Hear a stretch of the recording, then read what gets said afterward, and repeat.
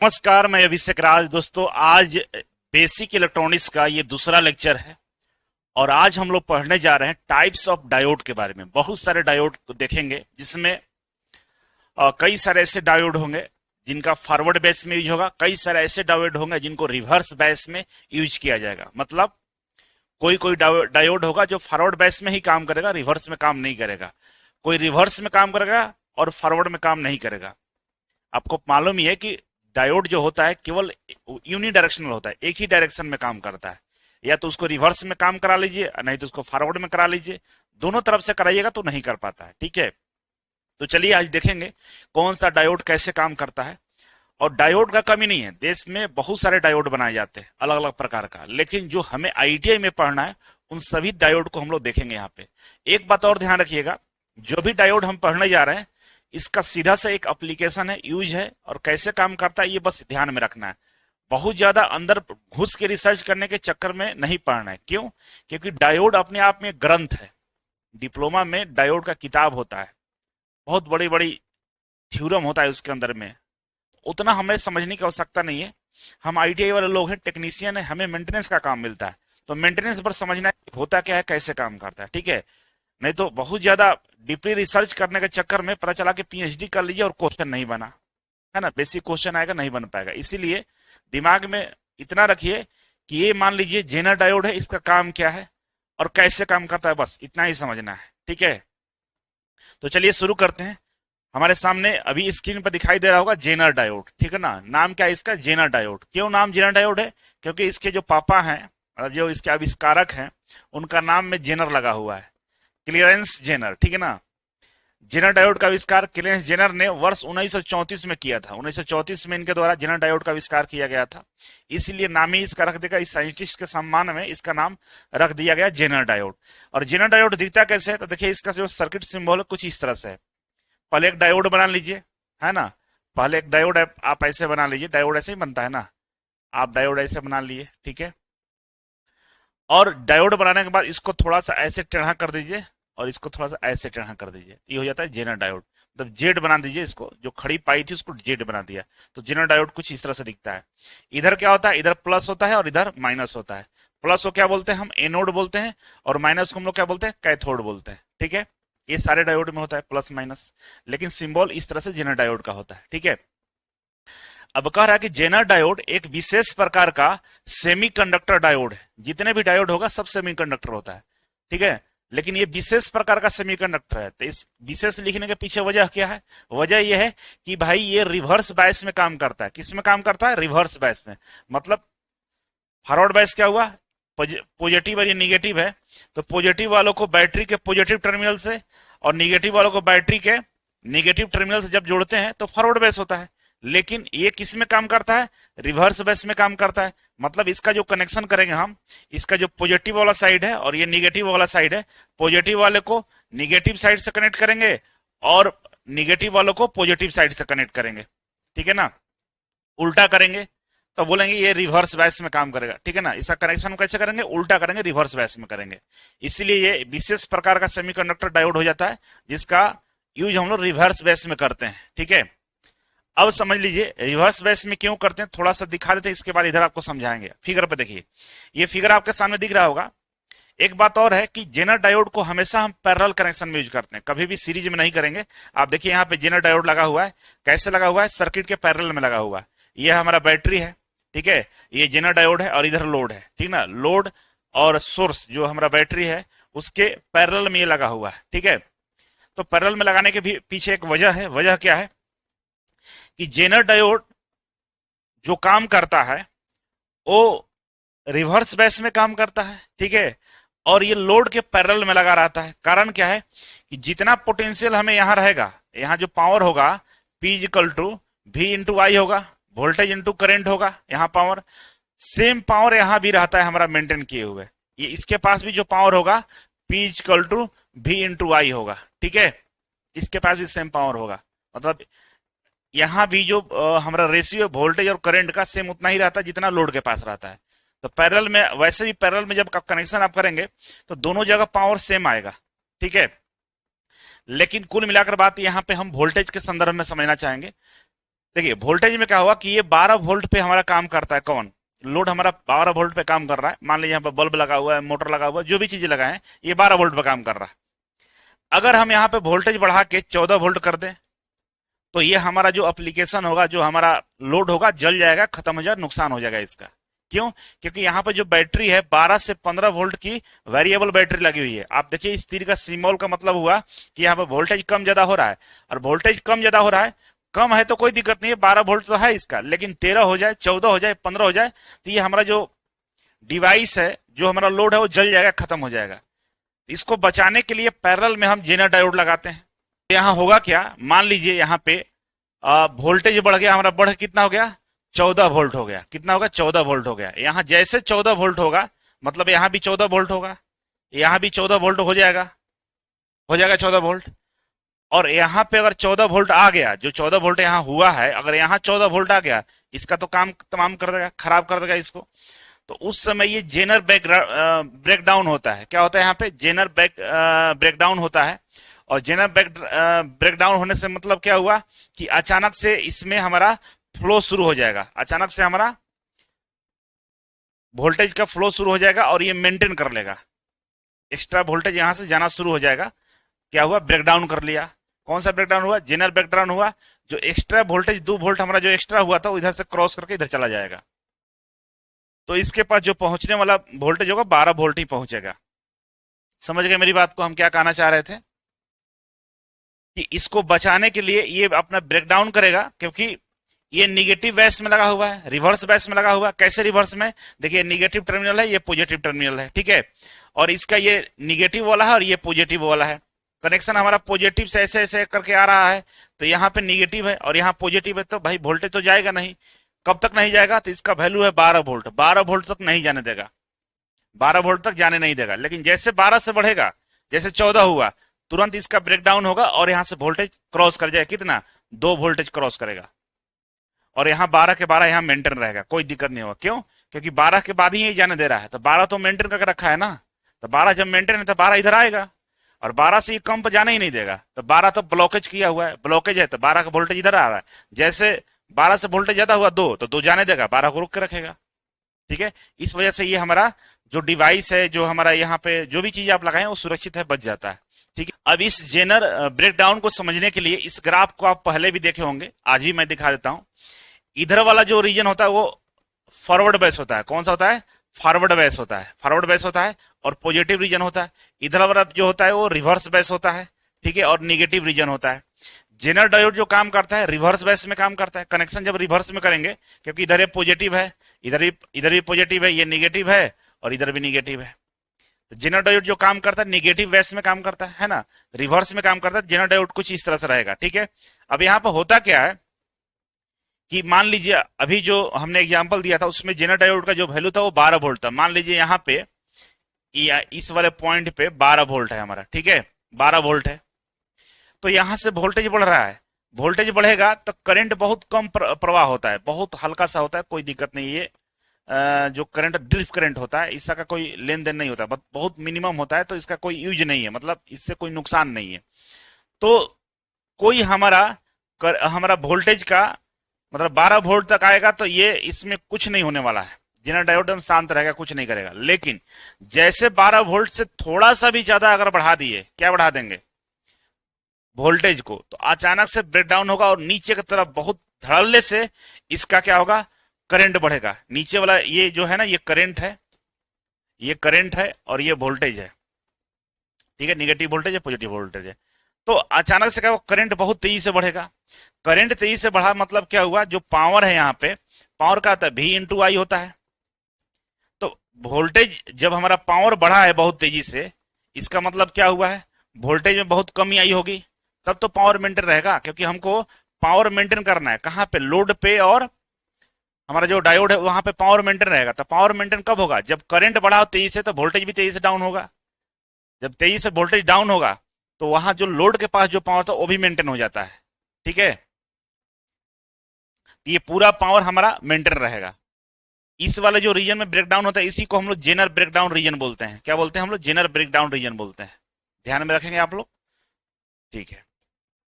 इस वाले रीजन को जेनर बैकग्राउंड रीजन बोलते हैं। तो इसलिए कहा जाता है कि इसके पास जो पावर होगा वो होता है V इंटू आई, ठीक है, और इसके पास भी जो पावर आएगा वो भी होगा V इंटू आई। क्यों?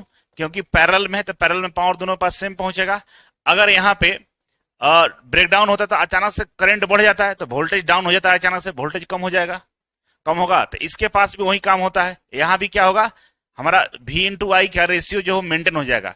या तो वोल्टेज बढ़ेगा तो करंट हमारा कम हो जाएगा, और करंट बढ़ेगा तो वोल्टेज हमारा कम हो जाएगा, और यहाँ भी पावर सेम रहेगा, मेंटेन रहेगा।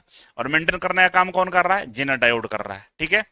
सिंपल तरीके से दोनों भाषा में समझा दिया, पावर के भी भाषा में समझा दिया कि कैसे दोनों में पावर मेंटेन रहेगा, और वोल्टेज के फॉर्म में भी समझा दिया। अगर आप दोनों में से किसी एक को भी ध्यान में रखोगे तो काम हो जाएगा, नहीं तो आप वोल्टेज की भाषा में भी समझ के रखो कि दोनों पास 12 वोल्ट पे ही ये काम कर रहा है, और 12 वोल्ट तक ये बर्दाश्त करेगा। 12 वोल्ट से ज्यादा अगर सप्लाई आया तो उसको इसको बाईपास कर देगा, 12 वोल्ट मेंटेन करेगा। तो 12 वोल्ट जब यहाँ पर रोक के रखेगा तो सारा वोल्टेज हमारा यहाँ पहुंचेगा, इसे जाने ही नहीं देगा। ज्यादा होगा तो अपने से खींच लेगा। बस यही काम करता है, इतना ध्यान में रखेंगे तो काम हो जाएगा।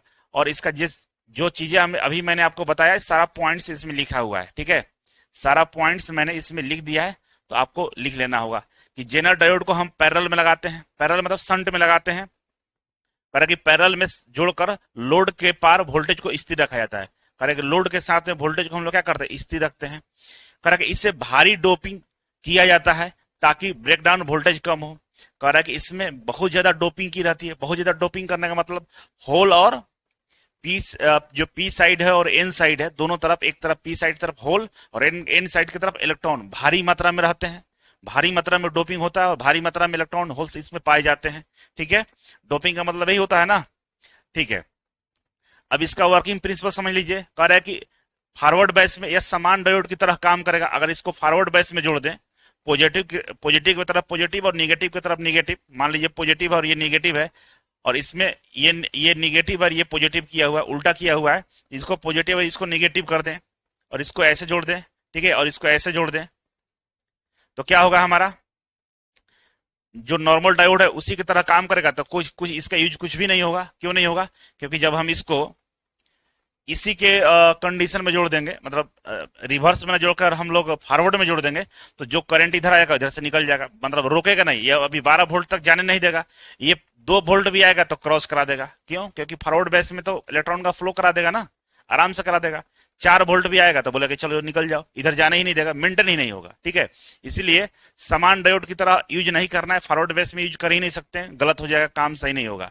रिवर्स बेस में करेंगे तो करेंगे, रिवर्स बेस में वोल्टेज ब्रेकडाउन वोल्टेज से कम होता है, तो करंट बहुत कम होता है। कह रहा है कि रिवर्स बेस में अगर ब्रेकडाउन वोल्टेज से इधर वोल्टेज कम रहेगा, अगर 12 से वोल्टेज इधर कम रहेगा तो करंट हमारा बहुत कम प्रवाह होता है। मतलब वोल्टेज और करंट का रेशियो यहां मेंटेन करके रखता है। लेकिन ब्रेकडाउन वोल्टेज से अगर वोल्टेज ज्यादा होता है तो इधर से क्या करता है, अचानक से करंट बढ़ता है, तो हमारा पावर को दोनों तरफ ये मेंटेन करके रखता है और डिवाइस को सुरक्षित बचा लेता है, या एक्स्ट्रा जो वोल्टेज है उसको यहां से निकाल देता है, ठीक है। कह रहा कि जैसे ही रिवर्स वोल्टेज ब्रेकडाउन वोल्टेज तक पहुंचता है, रिवर्स वोल्टेज ब्रेकडाउन वोल्टेज तक पहुंचता है, इसका मतलब ये 12 वोल्ट यहाँ पे क्या है? ब्रेकडाउन वोल्टेज है। अगर 12 तक जैसे पहुंचेगा तो क्या होगा? अचानक कंडक्ट करने लगता है और एक स्थिर वोल्टेज बनाए रखता है। कह रहा कि जैसे 12 वोल्ट यहाँ पहुंचेगा तो ये अपना काम करना शुरू कर देता है। कंडक्ट करना मतलब काम करना शुरू कर देता है, और यहां से हमारा करंट का फ्लो शुरू हो जाता है और दोनों तरफ वोल्टेज को स्थिर बना के रखता है। मतलब यहाँ पे 12 वोल्टेज मेंटेन करके रखता है, ठीक है। यह स्थिर वोल्टेज जेनर वोल्टेज कहलाता है। और ये जो स्थिर वोल्टेज मेंटेन करके रखता है इसको बोलते हैं जेनर वोल्टेज, जेड से जेनर। इसको हम लोग क्या बोलते हैं? जेनर वोल्टेज बोलते हैं, ठीक है। ध्यान में रखेंगे आप लोग तो बढ़िया है। आगे बढ़ते हैं। विशेषता क्या है भाई? देखिए ये सिंबल है जेनर डायोड का। विशेषता यह है कि जेनर वोल्टेज स्थिर होता है, रिवर्स बैच में वोल्टेज को स्थिर बना के रखता है, जिसको हम लोग जेनर वोल्टेज बोलते हैं। शार्प ब्रेकडाउन होता है, कारण ब्रेकडाउन के बाद वोल्टेज लगभग स्थिर रहता है। कारण जैसे ब्रेकडाउन हो जाता है, तो ब्रेकडाउन जब हो जाता है, अचानक से जब तेजी से ब्रेकडाउन हो जाता है, तो यहाँ पर जो वोल्टेज है हमारा लोड के पास, वोल्टेज को 12 वोल्ट ही मेंटेन करके रखेगा। देखिए आप वोल्टेज नहीं बढ़ रहा है, यहाँ पर जो वोल्टेज है वही है, ठीक है। कह रहा है कि रिवर्स बैच में ऑपरेशन, मुख्य रूप से रिवर्स बैच में इसका प्रयोग करते हैं हम लोग। मुख्य रूप से का हमेशा हम लोग क्या करते हैं? रिवर्स बैच में प्रयोग करते हैं। लो पावर लॉसेस, कह रहा है कि छोटे सिग्नल रेगुलेशन में कम पावर लॉस होता है। कारण छोटे स्तर पर अगर हमको इसका यूज करना होता है तो वहां पे पावर लॉस को ये कम करता है, ठीक ना। बहुत ज्यादा पावर लॉस नहीं होता है, कम पावर लॉस होता है, ठीक है। अब करा कि वी आई विशेषता, वी आई विशेषता में मतलब वोल्टेज और करंट के विशेषता के बारे में बात कर रहा है। तो फॉरवर्ड बैच में समान डायोड की तरह काम करता है। रिवर्स बैच में क्या होता है कि ब्रेक डाउन वोल्टेज से पहले करंट लगभग शून्य होता है। जब ब्रेक डाउन होता है उससे पहले की बात कर रहा है, उससे पहले करंट लगभग शून्य होता है, ठीक है। लेकिन जब ब्रेकडाउन वोल्टेज पर पहुंचता है तो करंट तेजी से बढ़ता है, लेकिन वोल्टेज हमारा स्थिर आता है, ठीक है। तो चलिए इस डायोड के बारे में आप लोग समझ गए होंगे। क्वेश्चन क्या पूछेगा इससे, तो थोड़ा सा मैं जिक्र कर देता हूं। पहले इसका उपयोग देख लीजिए, कहां कहां उपयोग होता है। तो उपयोग होता है कि भाई वोल्टेज रेगुलेटर में वोल्टेज को स्थिर करने, स्थिर सप्लाई करने के लिए उपयोग में लाते हैं हम लोग। वोल्टेज को रेगुलेटर के रूप में यूज करते हैं कि वोल्टेज हमेशा हमारा लोड के पास में बराबर वोल्टेज जाएगा। जैसे मोबाइल का चार्जर है ना, तो मोबाइल का चार्जर 5 वोल्ट पे काम करता है। क्यों करता है? क्योंकि उसके अंदर में जेनर डायोड लगा रहता है। वो 5 वोल्ट वाला जेनर डायोड लगा रहेगा, तो 5 वोल्ट से अगर ज्यादा वोल्ट आएगा तो उसको क्या करेगा, ब्रेकडाउन वोल्टेज में खत्म कर देगा, उसको जाने ही नहीं देगा, केवल 5 वोल्ट ही जाने देगा, है ना। तो हम लोग क्या करते हैं, वोल्टेज के रेगुलेशन में इसका उपयोग करते हैं। ओवर वोल्टेज प्रोटेक्शन में अधिक वोल्टेज से सर्किट को बचाने के लिए हम लोग करते हैं। कहीं वोल्टेज ज्यादा हो जाएगा तो वहां पर इसको हम लगाकर बचाते हैं, ठीक है। सिग्नल को एक निश्चित सीमा तक सीमित करने के लिए करते हैं, सिग्नल को एक निश्चित सीमा तक कंट्रोल करने के लिए हम लोग करते हैं। और प्रिसीजन माप यंत्रों में करते हैं, जो बहुत सारे छोटे छोटे सूक्ष्म मापी यंत्र होते हैं ना डिजिटल, उसमें हम इसका प्रयोग करते हैं, ठीक है। यहां से सवाल क्या पूछेगा, देखिए सवाल 2-3 पूछता है, काफी इंपॉर्टेंट डायोड है इसीलिए मैं यहाँ टाइम दे रहा हूं। पूछता है कि जेनर डायोड किस बेस में काम करता है, तो आपको बताना होगा कि रिवर्स बेस में काम करता है ना। और आपसे पूछेगा कि ब्रेकडाउन वोल्टेज क्या होता है, तो आपको बताना होगा कि वैसा वोल्टेज जहां पे जेनर डायोड अपना कंडक्ट करना शुरू कर दे, जेनर डायोड अपने थ्रू, अपने अंदर से करंट का फ्लो कराना शुरू कर दे, उसको हम लोग ब्रेकडाउन वोल्टेज बोलते हैं, ठीक है। ये बताना होगा आपको। फिर पूछेगा, हो सकता है कि जेनर डायोड का हम लोग कनेक्शन किस तरह से करते हैं, तो बताना होगा कि रिवर्स बैच में करते हैं। पॉजिटिव टर्मिनल को, बैटरी के पॉजिटिव टर्मिनल को डायोड के निगेटिव टर्मिनल से जोड़ते हैं, और बैटरी के निगेटिव टर्मिनल को डायोड के पॉजिटिव टर्मिनल से जोड़ते हैं, मतलब उल्टा जोड़ते हैं, और ये इसमें ये काम करता है, ठीक है। तो इस तरह से आपको बताना होगा। और ये बैटरी की बात हो रही है तो ये कहां काम करेगा, हमेशा ये बैटरी एसी में काम नहीं करेगा, डीसी पे ही काम करेगा। क्यों? क्योंकि हमेशा बैटरी की बात हो रही है ना, बैटरी लगा हुआ है, डीसी की तो बात हो नहीं रहा है, तो हमेशा ये डीसी करंट को ही कम ज्यादा करता है, डीसी पे ही काम करेगा। 12 वोल्ट का जो ये जेनर डायोड है, तो यहाँ डीसी सप्लाई ही इसके पास आएगा, एसी आएगा तो ये काम नहीं करेगा, ठीक है। ये छोटे छोटे सवाल आपसे पूछा जाएगा। और ये भी पूछ सकता है कि जेनर डायोड को जब हम फॉरवर्ड बैच में लगाएंगे तो काम करेगा कि नहीं करेगा, तो बताना होगा कि काम तो करेगा, लेकिन सामान्य जो डायोड होता है ना उसी की तरह काम करेगा, इसका यूज कुछ नहीं कर पाएंगे आप, ठीक है। तो इस तरीके से यहाँ सवाल पूछेगा तो आपको बताना होगा। कभी कभी ग्राफ दे देता है, पूछता है कि जेनर ब्रेकडाउन रीजन कौन सा होता है, जेनर ब्रेकडाउन रीजन कौन सा होता है, तो आपको बताना होगा कि ये जो इस ग्राफ जो इस तरफ वाला जो रीजन है वो जेनर ब्रेकडाउन रीजन है हमारा, ठीक है। तो चलिए यहां तक आपको बताना होगा। एक और पूछेगा कि अगर जेनर ब्रेकडाउन होता है उस समय वोल्टेज हमारा कैसा रहता है, स्थिर रहता है कि फ्लक्चुएट करता है, तो बताना होगा कि वोल्टेज हमारा स्थिर रहता है। कैसे स्थिर रहता है, यहाँ पर 12 वोल्ट है ना जी, मान लीजिए यहाँ पर 14 वोल्ट आया तो ब्रेकडाउन होगा, तो ब्रेकडाउन होगा तो 2 वोल्टेज इधर क्रॉस करा देगा, लेकिन यहाँ पे वोल्टेज क्या रहेगा, हमेशा 12 वोल्टेज यहाँ पे मेंटेन करके रखेगा, यहाँ पे दोनों जगह 12 वोल्टेज मेंटेन रहेगा। तो वोल्टेज क्या रहता है हमारा, जब ब्रेकडाउन कंडीशन आता है तो भी हमारा वोल्टेज क्या रहता है, स्थिर रहता है, मेंटेन रहता है, ठीक है। तो ये सब समझ गए होंगे आप लोग। तो नेक्स्ट आपके पास जो डायोड आता है वो लाइट इमिटिंग डायोड आता है, लाइट इमिटिंग डायोड जिसको एलईडी बोलते हैं। बहुत बार आप सुने होंगे कि एलईडी लाइट लगा दीजिए, एलईडी बल्ब होता है ना, बहुत सारा जगह एलईडी का उपयोग हो रहा है आजकल, तो पूरा एलईडी ही आ गया। लाइट हो, आपका टॉर्च हो, जितने भी मोबाइल वगैरह में जो पावर वगैरह सर्किट यूज होता है सब एलईडी यूज होता है। एलईडी का पूरा नाम क्या है, लाइट इमिटिंग डायोड, इसका शॉर्ट नेम है एलईडी। अब ये भी एक सेमीकंडक्टर होता है, ठीक है ना। अब किस तरह का सेमीकंडक्टर होता है आइए इसको समझते हैं। देखिए ये एलईडी है, लाइट एलईडी डायोड है। यहाँ पर देखेंगे तो एक कभी फोड़ के देखिएगा इसको, छोटा सा सर्किट होता है और ये सेमीकंडक्टर का बना होता है, ठीक है।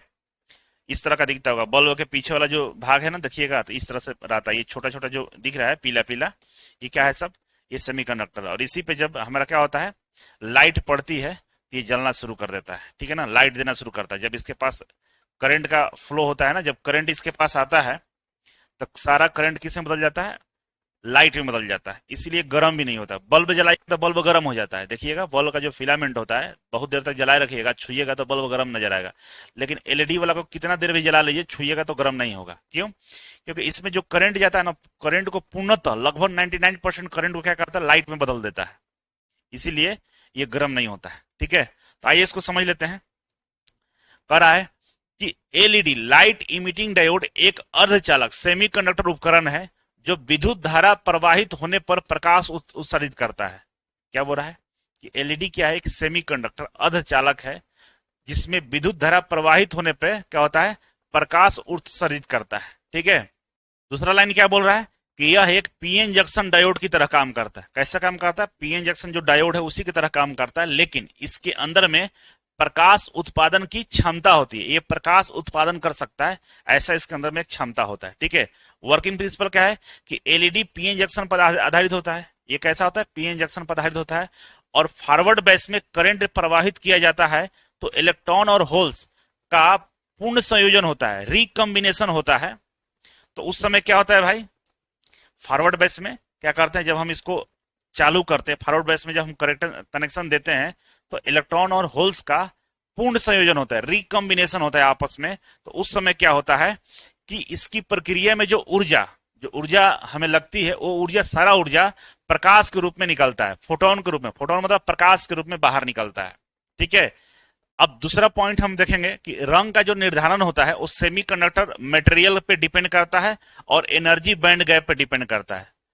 आप एलईडी देखे होंगे, लाल होता है, पीला होता है, नीला होता है, कई तरह का होता है, व्हाइट भी होता है। तो इसमें जो कलर कॉम्बिनेशन होता है कैसे होता है, तो सेमीकंडक्टर का जो मटेरियल होता है और जो उसके अंदर एनर्जी बैंड गैप होता है उस पर ये डिपेंड करता है। ठीक है, कुछ मटेरियल का नाम यहाँ पर दिया गया है, इसके मटेरियल पे अलग अलग मटेरियल यूज करेंगे तो अलग अलग कलर आपका दिखाई देगा। ठीक है, अब कह रहा है कि इसका प्रॉपर्टीज क्या है, गुण क्या है, तो भाई कम बिजली खपत करता है। पहला गुण तो यही है कि बिजली कम खपत करता है। एलईडी पारंपरिक बल्बों और सीएफएल की तुलना में बहुत कम बिजली खपत करता है। लंबा जीवन काल होता है, एक एलईडी का जो जीवन काल होता है 50,000 से लेकर 1 लाख घंटा तक होता है। जो आपका बल्ब है उसमें एक एलईडी जो लगा हुआ है उसका जो जीवन काल है 50,000 घंटा से लेकर 1 लाख तक होता है। समझिए, खत्म होगा, बहुत दिनों तक चलेगा, इसलिए तो गारंटी देता है 2 साल का, 1 साल का। आप जलाइए ना जितना जलाना है, आप मल्टीप्लाई कर लीजिएगा। अगर दिन भर भी जलाइएगा तो दिन भर में 24 घंटा होता है, 24 घंटा इंटू 365 गुना कर लीजिएगा तो भी आपका एलईडी खराब नहीं होने वाला है, क्योंकि 1 लाख घंटा तक इसका क्या रहता है, उम्र रहता है। ठीक है, फास्ट स्विचिंग, इसमें बहुत तेजी से ऑन ऑफ हो सकता है, नैनो सेकंड में ये ऑन ऑफ हो सकता है ना। पहले क्या था ना कि बहुत बड़े बड़े जो हैवी लाइट होते थे उसमें अगर अभी भी हाइलोजन में जब सप्लाई दीजिएगा तो अचानक से तेज नहीं जलेगा, धीरे धीरे उसकी लाइट बढ़ती है और तेज होता है। लेकिन एलईडी में क्या है, जैसे ऑन करिएगा अपना फुल स्पीड पर जलता है, ऐसा नहीं कि धीरे धीरे लाइट बढ़ेगा, एकदम फुल स्पीड पे, मतलब नैनो सेकंड में उसका ऑन ऑफ हो जाता है। ठीक है, डिफरेंट कलर में मिलता है हमें, लाल चाहिए, हरा चाहिए, नीला चाहिए, पीला चाहिए, सफेद चाहिए, कई रंगों में ये उपलब्ध होता है। उष्मा उत्पादन कम करता है, लो हीट इमिशन करता है। एलईडी का जो ऊर्जा है अधिकांश प्रकाश में परिवर्तित हो जाता है, तो इसीलिए इसका अंदर जो हीट होता है कम होता है, तो इसलिए छुइएगा तो हाथ नहीं जलता है। लेकिन बल्ब वगैरह को छू के देखिएगा हाथ जल जाएगा। अब एलईडी का उपयोग कहाँ करते हैं, तो देखे होंगे आप बुर्ज खलीफा पे कभी कभी शाहरुख खान का फोटो यहाँ लगा देता है ना, कभी अमीषा पटेल, ऐश्वर्या राय, जो आप लोगों के आजकल के जमाने की हीरोइनें होंगी उनका फोटो लगा देता है। तो ये कैसे करता है, सब एलईडी का कमाल है। एलईडी पैनल है, इसमें छोटे छोटे बहुत सारे हजारों की संख्या में एलईडी लगे हुए हैं और कंप्यूटर जब फोटो प्रेषित करता है तो उनका एक चित्र बन के आ जाता है। ठीक है, आप देखे होंगे कहाँ पे, ट्रैफिक सिग्नल पे इस तरह के दिखता होगा कि भाई कौन सा रोड किधर जा रहा है। चाहे आप रेलवे स्टेशन पर देखे होंगे तो ट्रेन का नाम दिखाता है, कौन सा एक्सप्रेस कब जा रहा है। ठीक है ना, घड़ी जो एलईडी घड़ी लगी रहती है दिन में आप देख सकते हैं। आपका इस तरह के जो बल्ब स्विच ऑन ऑफ होने वाला जो बल्ब होता है इसके अंदर भी एलईडी लगा रहता है। तो कई जगह उपयोग है। ठीक है ना, तो यहाँ पर दिया हुआ है, इंडिकेशन लाइट में हम लोग करते हैं, है ना, डिस्प्ले में करते हैं हम लोग, ऑटोमेटिक लाइटिंग के लिए करते हैं, होम लाइटिंग में करते हैं, स्ट्रीट लाइट और सिग्नल ऊर्जा को बचत के लिए हम लोग करते हैं। तो कई जगह इसका उपयोग हम लोग करते हैं। ठीक है, एलईडी हो गया। अब हम पढ़ेंगे वायरेक्टर डायोड। कौन सा डायोड है भाई, वायरेक्टर डायोड। वायरेक्टर डायोड क्या होता है, तो आइए इसको हम लोग समझते हैं। कह रहा है कि इसे वायरा कैप डायोड भी कहते हैं हम लोग। क्या कहते हैं, वायरेक्टर डायोड को वायरा कैप डायोड भी कहते हैं या ट्यूनिंग डायोड भी कहते हैं। अब देखिए इसी नाम से हमें पता चल जाएगा इसका काम क्या है। ये ट्यूनिंग डायोड है। ट्यूनिंग डायोड का मतलब ये होता है कि फ्रीक्वेंसी को चेंज करने वाला, ठीक है। ये क्या करता है, फ्रीक्वेंसी को चेंज करता है। कैसे चेंज करता है, क्योंकि इसके अंदर में कैपेसिटेंस होता है। इस डायोड के अंदर में कैपेसिटेंस होता है, मतलब ऊर्जा मतलब आवेश को अपने अंदर स्टोर करने की क्षमता होता है। उसके वजह से ये फ्रीक्वेंसी को क्या करता है, कम ज्यादा कर देता है। मुख्य रूप से इसका काम है फ्रीक्वेंसी को चेंज करने के लिए उपयोग में लाते हैं, इसलिए ट्यूनिंग बोलते हैं। जैसे आप रेडियो देखे है ना, तो रेडियो में आप कभी रेडियो मिर्ची, कभी रेड एफएम, कभी विविध भारती, है ना, अलग अलग रेडियो स्टेशन को क्या करते हैं, कैसे चेंज करते हैं। तो आप जो आपका जो स्विच होता है ना, ट्यून करते हैं, घुमाते हैं गोल गोल, तो चेंज हो जाता है। तो रेडियो विविध भारती से रेडियो मिर्ची पकड़ लिया, फिर रेड एफएम पकड़ लिया अलग अलग स्टेशन पकड़ता है ना, तो कैसे पकड़ लेता है, क्योंकि फ्रीक्वेंसी को हम चेंज करते हैं। और यही जो डायोड है फ्रीक्वेंसी को चेंज करने का काम करता है, ठीक है। तो फ्रीक्वेंसी हमें डायोड की वजह से मैनुअल न करके हम आसानी से ट्यून करके चेंज कर सकते हैं। जैसे आप देखे होंगे कई सारे पुलिस वाले वॉकी टॉकी लिए रहते हैं, है ना, यहाँ पे लगाए रहते हैं वॉकी टॉकी, और उनको जब बात करना होता है तो फ्रीक्वेंसी को मैच करते हैं। अलग अलग फ्रीक्वेंसी पर अलग अलग रेडियो स्टेशन पकड़ लेता है, तो उन लोग का एक फ्रीक्वेंसी होता है कि इसी फ्रीक्वेंसी पर ये इस वाले लोकेशन में बात कर सकते हैं। तो उस फ्रीक्वेंसी को मैच कराते हैं, ट्यून करते हैं, घुमा घुमा के तो घुमाते हैं, तो फ्रीक्वेंसी मैच कर जाता है। उस सारा काम करने के लिए जो सबसे कारगर तरीका है यही डायोड होता है। यही डायोड क्या करता है, हमारा ट्यूनिंग का काम करता है और फ्रीक्वेंसी मैच कराने का काम करता है, ठीक है। इसीलिए इसका नाम ट्यूनिंग डायोड भी कहते हैं। कहा कि यह एक विशेष प्रकार का डायोड है जो वोल्टेज नियंत्रित कैपेसिटर की तरह काम करता है। कैसा करता है, वोल्टेज नियंत्रित कैपेसिटर की तरह काम करता है। और कैपेसिटर में जब कैपेसिटेंस निकालते हैं तो आप फॉर्मूला चेक करिएगा, उसमें अंदर में क्या होता है, फ्रीक्वेंसी भी होती है, ठीक है। इसका मुख्य उपयोग ट्यूनिंग सर्किट, ऑसिलेटर और फिल्टर्स के रूप में किया जाता है। ट्यूनिंग सर्किट में सबसे ज्यादा उपयोग करते हैं। ऑसिलेटर्स में मतलब फ्रीक्वेंसी को एम्पलीफाई करना, कम ज्यादा करना, तो ऑसिलेटर का काम है। ऑसिलेटर क्या करेगा, फ्रीक्वेंसी को स्लो और हाई करेगा, है ना। और फिल्टर्स क्या करता है, फ्रीक्वेंसी को फिल्टर करता है उसमें। ये तीनों जगह हम लोग इस वेक्टर डायोड का उपयोग करते हैं, ठीक है। सिद्धांत काम कैसे करता है, वेक्टर डायोड रिवर्स बैच में काम करता है। देख लीजिए, अब पूछिएगा वेक्टर डायोड कैसे काम करता है, तो आपको बताना होगा कि वेक्टर डायोड रिवर्स बैच में काम करता है। जब इसमें सिरों पर रिवर्स वोल्टेज लगाया जाता है तो जो डिप्लेशन लेयर है, जिसको हम लोग अक्षय परत बोलते हैं, कि चौड़ाई क्या है, बदलती है, जिससे इसकी कैपेसिटेंस जो संधारित धारिता है परिवर्तित होती है। क्या कह रहा है, जब इसके सिरों पे जब हम वोल्टेज लगाते हैं, क्योंकि ये रिवर्स बायस में काम करता है, तो जब इसमें हम वोल्टेज अप्लाई करेंगे, मतलब इसमें जब हम बैटरी से इसका कनेक्शन करेंगे, तो होगा क्या कि इसका जो डिप्लेशन लेयर है ना, उसमें क्या होगा, चौड़ाई उसका बदलेगा, घटेगा। क्यों, क्योंकि मान लीजिए यहाँ पर हम कनेक्शन कर दिए, ये पॉजिटिव है, ये निगेटिव है, ठीक है। तो पॉजिटिव को बैटरी के निगेटिव वाले से और निगेटिव वाले को बैटरी के पॉजिटिव से अगर हम जोड़ देते हैं, तो होगा क्या कि यहाँ पे डिप्लेशन लेयर की चौड़ाई बदलेगा। कैसे, क्योंकि यहाँ पे क्या इलेक्ट्रॉन है, यहाँ पे होल है, ठीक है। तो रिवर्स में जोड़े हैं तो होल इधर भागेगा और हमारा इलेक्ट्रॉन इधर भागेगा, तो बीच में जो पीएन जंक्शन होगा, जो डिप्लेशन लेयर बना होगा, वो फैलेगा, और वोल्टेज जब हम हटाएंगे तो ये सिकुड़ेगा। तो हम चौड़ाई में परिवर्तन कर देते हैं, जब वोल्टेज अप्लाई करते हैं तो चौड़ाई में परिवर्तन होता है। इसी के वजह से इसके अंदर जो कैपेसिटेंस होता है ना, इसके जो संधारिता होता है, उसमें बदलाव होता है। और वही संधारिता में जब बदलाव होता है, वही फ्रीक्वेंसी बदलने का काम करता है, और यही ट्यूनिंग में हमारा काम आ जाता है। ट्यूनिंग करते हैं तो वोल्टेज को कम और ज्यादा करते हैं हम लोग, हम फ्रीक्वेंसी को कम ज्यादा नहीं करते हैं। जैसे आप रेडियो को ऐसे घुमाते हैं तो वोल्टेज आपका कम होता है, और ऐसे करते ज्यादा होता है। कम ज्यादा करके फ्रीक्वेंसी को कम ज्यादा करते हैं। क्यों करते हैं, क्योंकि अंदर में कैपेसिटेंस वाला गुण है इसके अंदर में, है ना, संधारिता वाला गुण है। तो ये क्या करता है, वोल्टेज को छोड़ता है और कम करता है, ज्यादा करता है। इसकी वजह से फ्रीक्वेंसी में चेंज हो जाता है, और जब फ्रीक्वेंसी में चेंज होता है तो फ्रीक्वेंसी हम चेंज करके इसका उपयोग कर लेते हैं, ठीक है। वोल्टेज बढ़ने पर कैपेसिटेंस घटती है और वोल्टेज कम होने पर कैपेसिटेंस बढ़ जाती है। याद रखिएगा, जब वोल्टेज बढ़ाते हैं तो कैपेसिटेंस क्या होता है, कम हो जाता है, और वोल्टेज कम होने पर कैपेसिटेंस बढ़ जाती है, ठीक है। इसके वजह से हमारा फ्रीक्वेंसी में चेंज होता है, और फ्रीक्वेंसी चेंज करके हम लोग इसका उपयोग कर लेते हैं, ठीक है। अब कह रहा है कि इसका लक्षण क्या है भाई, तो वोल्टेज नियंत्रण कैपेसिटेंस होता है इसके अंदर में। ये क्या करता है कि वोल्टेज बदलने पर कैपेसिटेंस भी बदल जाता है। जब वोल्टेज कम ज्यादा करेंगे तो कैपेसिटेंस इसका चेंज हो जाता है। पहला तो ये काम है। रिवर्स बैच में संचालन फॉरवर्ड बैच में नहीं चलता है, फॉरवर्ड बैच में काम ही नहीं करेगा, रिवर्स बैच में काम करता है। उच्च आवृत्ति का अनुप्रयोग रेडियो ट्यूनिंग, देखिए दे दिया ना, रेडियो ट्यूनिंग के लिए टीवी में, मोबाइल फोन में इत्यादि हम इसका प्रयोग करते हैं।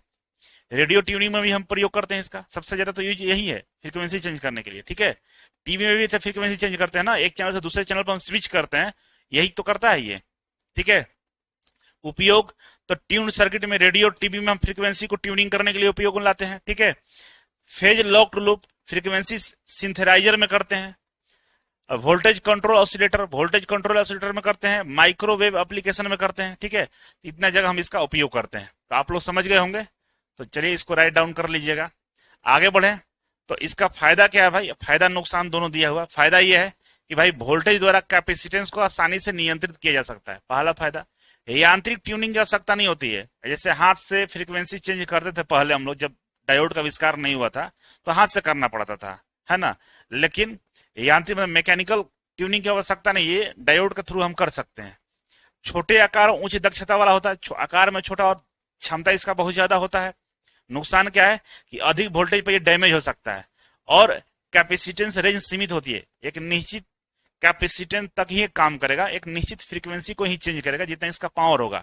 ठीक है, और दूसरा कि ज्यादा वोल्टेज दिएगा तो डैमेज हो सकता है। तो आपको कैपेसिटेंस जो होगा डायोड के जो पावर है उसके अकॉर्डिंग आपको बनाना पड़ेगा। ठीक है, तो इसका जो सर्किट में सिंबल यूज करते हैं, आप देखिए क्या करते हैं हम लोग, इस तरह से डायोड बना दे देंगे। डायोड बनाने के बाद ये सी टाइप का ऐसे हम कर देते हैं। अब जैसे करते हैं, ये किसका सूचक है, कैपेसिटर का।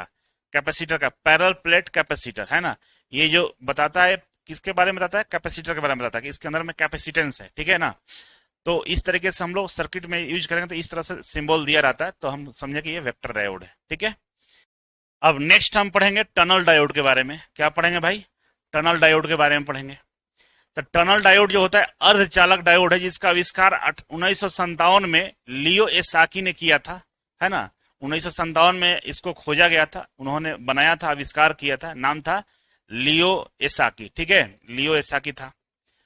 इस डायोड में क्वांटम टनलिंग प्रभाव, क्वांटम टनलिंग इफेक्ट के कारण नकारात्मक प्रतिरोध की विशेषता पाई जाती है। नकारात्मक प्रतिरोध की विशेषता पाई जाती है, ये आगे हम लोग अभी दिखाएंगे आपको। ठीक है, इसमें होता क्या है कि टनल आप जानते होंगे, टनल मतलब क्या होता है, बहुत नैरो रास्ता होता है। टनल उसी को बोलेंगे ना, बहुत ज्यादा चौड़ा नहीं होगा, बहुत नैरो रास्ता होगा, और उसमें आप आसानी से जा सकते हैं, आ सकते हैं। ठीक है, तो इसमें जो टनल डायोड है कुछ इस तरह का इसका सर्किट डायग्राम दिखता है। डायोड में इस तरह रिवर्स में इस तरह से हम बना देते हैं तो टनल डायोड जैसा दिखता है। ठीक है, इसका जो डिप्लेशन लेयर होता है बहुत पतला होता है। इसका डिप्लेशन लेयर कितना है, बहुत पतला होता है, लगभग 100 नैनोमीटर दिया हुआ है, 100 नैनोमीटर के लगभग बराबर होता है। ठीक है, और कह रहा है कि ये पी और एन दोनों साइड अत्यधिक डोप किया रहता है, बहुत ज्यादा हैवी डोपिंग रहता है इसके अंदर में। जब ज्यादा डोपिंग रहेगा तो डिप्लेशन लेयर वैसे भी क्या रहता है, पतला रहता है। ठीक है ना, बहुत ज्यादा डोपिंग कर देंगे तो डिप्लेशन लेयर हमारा पतला हो जाता है, और इसका जो डिप्लेशन रहता है काफी कम रहता है, 100 नैनोमीटर के बराबर होता है। इसमें जो डोपिंग करते हैं हम लोग 10⁻19 से लेकर 10⁻20 परमाणु पर सेंटीमीटर क्यूब रहता है ना। 1 सेंटीमीटर क्यूब में 10⁻19 से लेकर 10⁻20 परमाणु पर सेंटीमीटर क्यूब हम डोपिंग कर देते हैं, इतना हैवी डोपिंग रहता है। और दोनों साइड, पी साइड और एन साइड, दोनों टाइप हम तरफ डोपिंग करके रखते हैं। ठीक है, अब इसका जो ये क्वांटम टनलिंग जो सिद्धांत है, क्या भाई सिद्धांत है, तो कह रहा है कि जब कम वोल्टेज 0.1 वोल्ट से 0.3 वोल्ट लगाया जाता है तो इलेक्ट्रॉन बिना ऊर्जा लिए बैरियर को पार कर जाते हैं। इससे करंट तेजी से बढ़ता है और पीक करंट उसको हम लोग बोलते हैं। देखिए नॉर्मली अगर सिलिकॉन का यूज करिएगा, इसका जो बैरियर होता है वो 0.7 होता है, और जर्मेनियम का कितना होता है, 0.3 होता है, यही होता है ना। लेकिन इससे भी कम 0.1 वोल्ट भी दीजिएगा तो जो हमारा बैरियर है, डिप्लेशन लेयर है, इसको ये क्रॉस कर जाता है। क्यों, क्योंकि पतला होता है ना, डिप्लेशन लेयर इसका पतला होता है, इसीलिए क्रॉस कर जाता है। तो कम वोल्टेज में हम इसको हम चलाना चाहेंगे तो आसानी से ये काम कर जाता है। ठीक है ना, आसानी से ये काम कर जाता है। ठीक है, और कह रहा है कि जब इसमें करंट बहुत तेजी से बढ़ता है। इसमें क्या होता है, करंट बहुत तेजी से बढ़ता है और घटता है, घटता भी तेजी से और बढ़ता भी तेजी से, दोनों काम होता है। ठीक है, आगे हम दिखाएंगे। निगेटिव रेजिस्टेंस का मतलब क्या हुआ है कि वोल्टेज बढ़ने पर करंट कम होने लगता है, जिसको हम लोग वैली करंट बोलते हैं। इसमें वोल्टेज बढ़ने पे करंट कम होने लगता है, जिसको हम लोग क्या बोलते हैं, वैली करंट बोलते हैं। मतलब दोनों एक साथ नहीं बढ़ता है, वोल्टेज बढ़ेगा तो करंट कम हो जाएगा। इस क्षेत्र में डायोड नकारात्मक प्रतिरोध निगेटिव रेजिस्टेंस प्रदर्शित करता है। जब ऐसा घटना घटता है कि वोल्टेज बढ़ता है तो करंट कम होता है, उस समय इसका जो प्रतिरोध होता है निगेटिव होता है, उल्टा हो जाता है। ठीक है, टनल डायोड में धारा का मान जिस बिंदु पर न्यूनतम होता है उसे वैल्यू पॉइंट कहते हैं। धारा का मान, टनल डायोड में धारा का मान जिस बिंदु पर न्यूनतम होता है उसको हम लोग क्या बोलते हैं, वैल्यू पॉइंट बोलते हैं। ठीक है, आइए हम लोग डायग्राम के माध्यम से थोड़ा सा समझ लेते हैं। आप देखिए यहाँ पे जो जब यहाँ पे हम लोग क्या करेंगे, ये वाला जो लाइन है इसमें फॉरवर्ड करंट है और इधर हमारा वोल्टेज है। ठीक है ना, इधर वोल्टेज है, फॉरवर्ड में दोनों फॉरवर्ड करंट है, फॉरवर्ड वोल्टेज है। ठीक है, अब यहाँ पे हम क्या कर रहे हैं, वोल्टेज बढ़ा रहे हैं। तो वोल्टेज बढ़ा रहे हैं तो हमारा वोल्टेज और करंट दोनों बढ़ रहा है। देखिए दोनों बढ़ रहा है ना, दोनों बढ़ रहा है, लेकिन करंट ज्यादा बढ़ रहा है, वोल्टेज कम बढ़ रहा है। देखिए दोनों बढ़ रहा है और ये तेजी से बढ़ता है, इतना धीरे नहीं, तेजी से बढ़ता है। और जहां पे ये अंतिम पॉइंट तक पहुंचता है उसको पीक पॉइंट बोलते हैं। और पीक पॉइंट पर जाने के बाद अचानक से इसके करंट में बहुत ज्यादा तेजी से ड्रॉप होता है। क्या होता है, करंट बहुत तेजी से ड्रॉप करता है। ठीक है, तो करंट बहुत तेजी से यहाँ पर ड्रॉप किया। देखिए करंट का वैल्यू यहाँ पे था ना, यहाँ पे आई था, ड्रॉप करके कितना आ गया हमारा, यहाँ पर जहां लगभग ये 0 के आसपास आ गया है। ठीक है, यहाँ पे आ गया। लेकिन अगर आप इस कंडीशन में देखेंगे तो आपके जो वोल्टेज है उसमें कम परिवर्तन हुआ है। वोल्टेज क्या हुआ है, घटा है? नहीं घटा है, बढ़ा है। एक्चुअली वोल्टेज बढ़ा है। जब वोल्टेज यहां से इधर जाएगा तो बढ़ेगा, जबकि करंट हमारा घटा है। जब करंट घटा है तो वोल्टेज बढ़ रहा है, घट नहीं रहा है। स्टार्टिंग में क्या था कि वोल्टेज करंट दोनों साथ बढ़ रहे थे, दोनों साथ बढ़ रहे थे और कहां तक बढ़े, पीक पॉइंट तक बढ़े। लेकिन पीक पॉइंट जाने के बाद वोल्टेज ने करंट का साथ छोड़ दिया, करंट धड़ाम से नीचे गिरा, करंट का वैल्यू कम हुआ, लेकिन वोल्टेज बोला कि हम कम नहीं होगा, हम बढ़ते जाएंगे। ये बढ़ते गया। इस समय क्या होता है कि ये वाला जो करंट अचानक से नीचे की तरफ डाउन किया, नीचे गया है, तो नीचे गया तो इसके पास कौन सा रेजिस्टेंस है, निगेटिव रेजिस्टेंस हुआ है। करंट अगर फ्लो कर गया, कम हो गया अचानक से, मतलब हमारा रेजिस्टेंस है, हमारा निगेटिव यहाँ पे बिहेवियर शो करता है। ठीक है, और इधर हमारा रेजिस्टेंस पॉजिटिव बिहेवियर शो करता है। इसलिए कहते हैं कि जब हमारा पीक पॉइंट से जब करंट हमारा डाउनफॉल करता है, कम होना शुरू होता है, उस समय हमारा जो डायोड के अंदर जो प्रतिरोध होता है वो निगेटिव निगेटिव बिहेवियर, वहां पर निगेटिव तरह का व्यवहार करता है, निगेटिव प्रतिरोध वहां पे उत्पन्न हो जाता है। ठीक है, और जहां पे करंट न्यूनतम होता है, जहां पे सबसे कम करंट होता है, उस पॉइंट को हम वैली पॉइंट बोलते हैं। क्या बोलते हैं, वैली पॉइंट बोलते हैं। आप देखिए इस टनल जैसा दिख रहा है, क्या एक टनल जैसा ही आकृति बन रहा है। और फिर यहां से क्या होता है, करंट वोल्टेज फिर बढ़ना शुरू करता है और फिर अचानक धड़ाम से नीचे गिरेगा। और जहां सबसे न्यूनतम पॉइंट होता है ना, इस बिंदु को हम लोग वैली पॉइंट बोलेंगे। ठीक है, यही इसका खास बात है। यहाँ पर कुछ टनल डायोड का वी आई विशेषता दिया है, वोल्टेज और करंट का विशेषता दिया है। तो कह रहा है कि जहां पर करंट अधिकतम होता है उसको हम आईपी बोलते हैं, पीक करंट बोलते हैं। ठीक है ना, आईपी मतलब देखिए आईपी लिखा हुआ, आईपी मतलब पीक करंट। ठीक है ना, क्या बोलते हैं, पीक करंट बोलते हैं।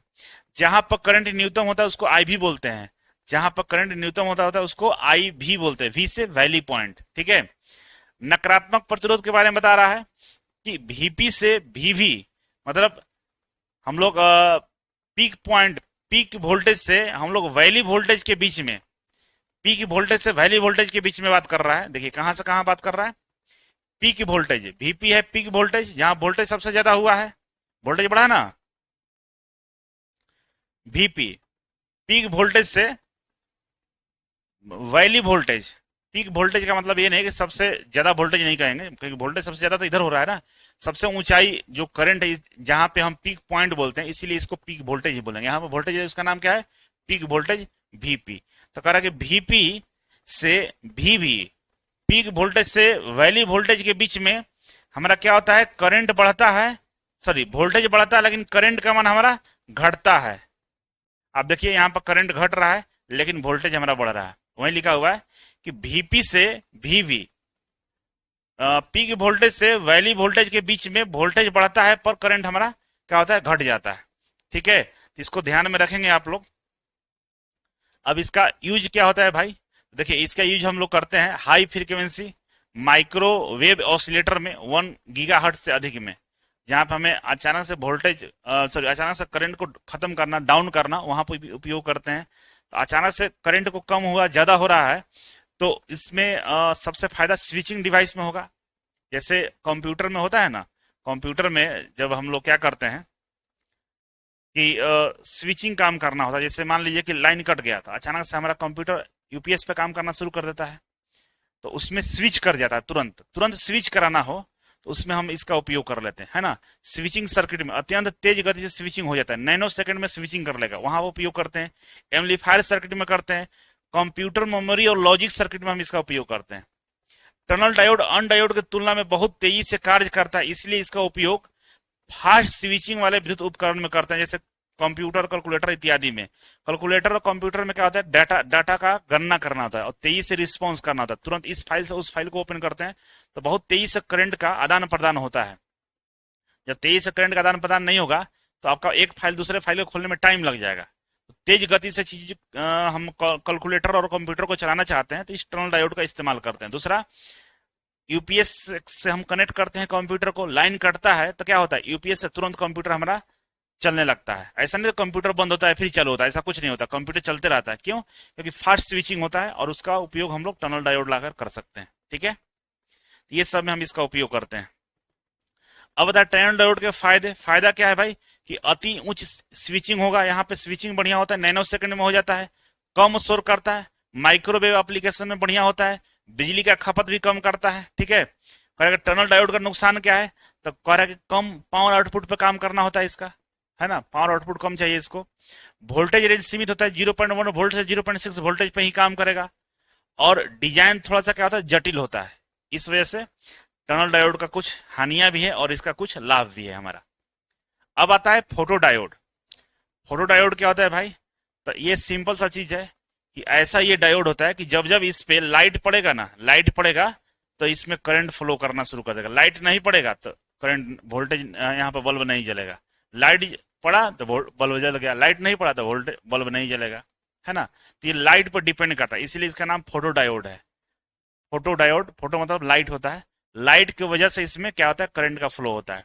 आप देखेंगे यहाँ पे बल्ब जब दूर जा रहा है तो देखिए यहाँ पे जो एमीटर है इसमें डिफ्लेक्शन कम हो रहा है, इसमें करंट कम बता रहा है, लेकिन लाइट जैसे जैसे नजदीक आ रहा है करंट देखिए बढ़ रहा है ना।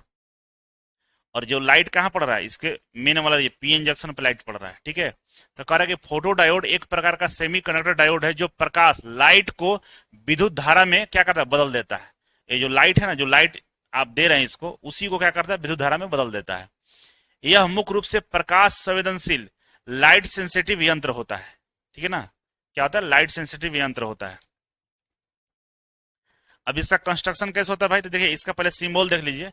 सिंबल एक नॉर्मल डायोड की तरह बना लीजिए आप। ठीक है, कैथोड एनोड, यहाँ पे दो गो लाइट का सिंबल, ये किरण का सिंबल है ना, प्रकाश का जो किरण है उसका सिंबल ऐसे बना दीजिए, बस ये हो गया फोटो डायोड।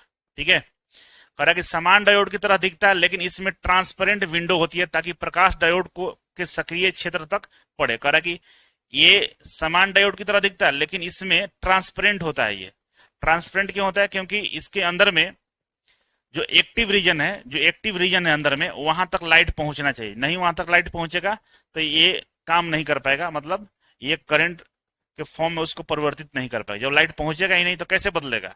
तो ये ऊपर वाला जो रीजन होता है ट्रांसपेरेंट होता है, जिसकी वजह से लाइट इसके अंदर तक जाता है।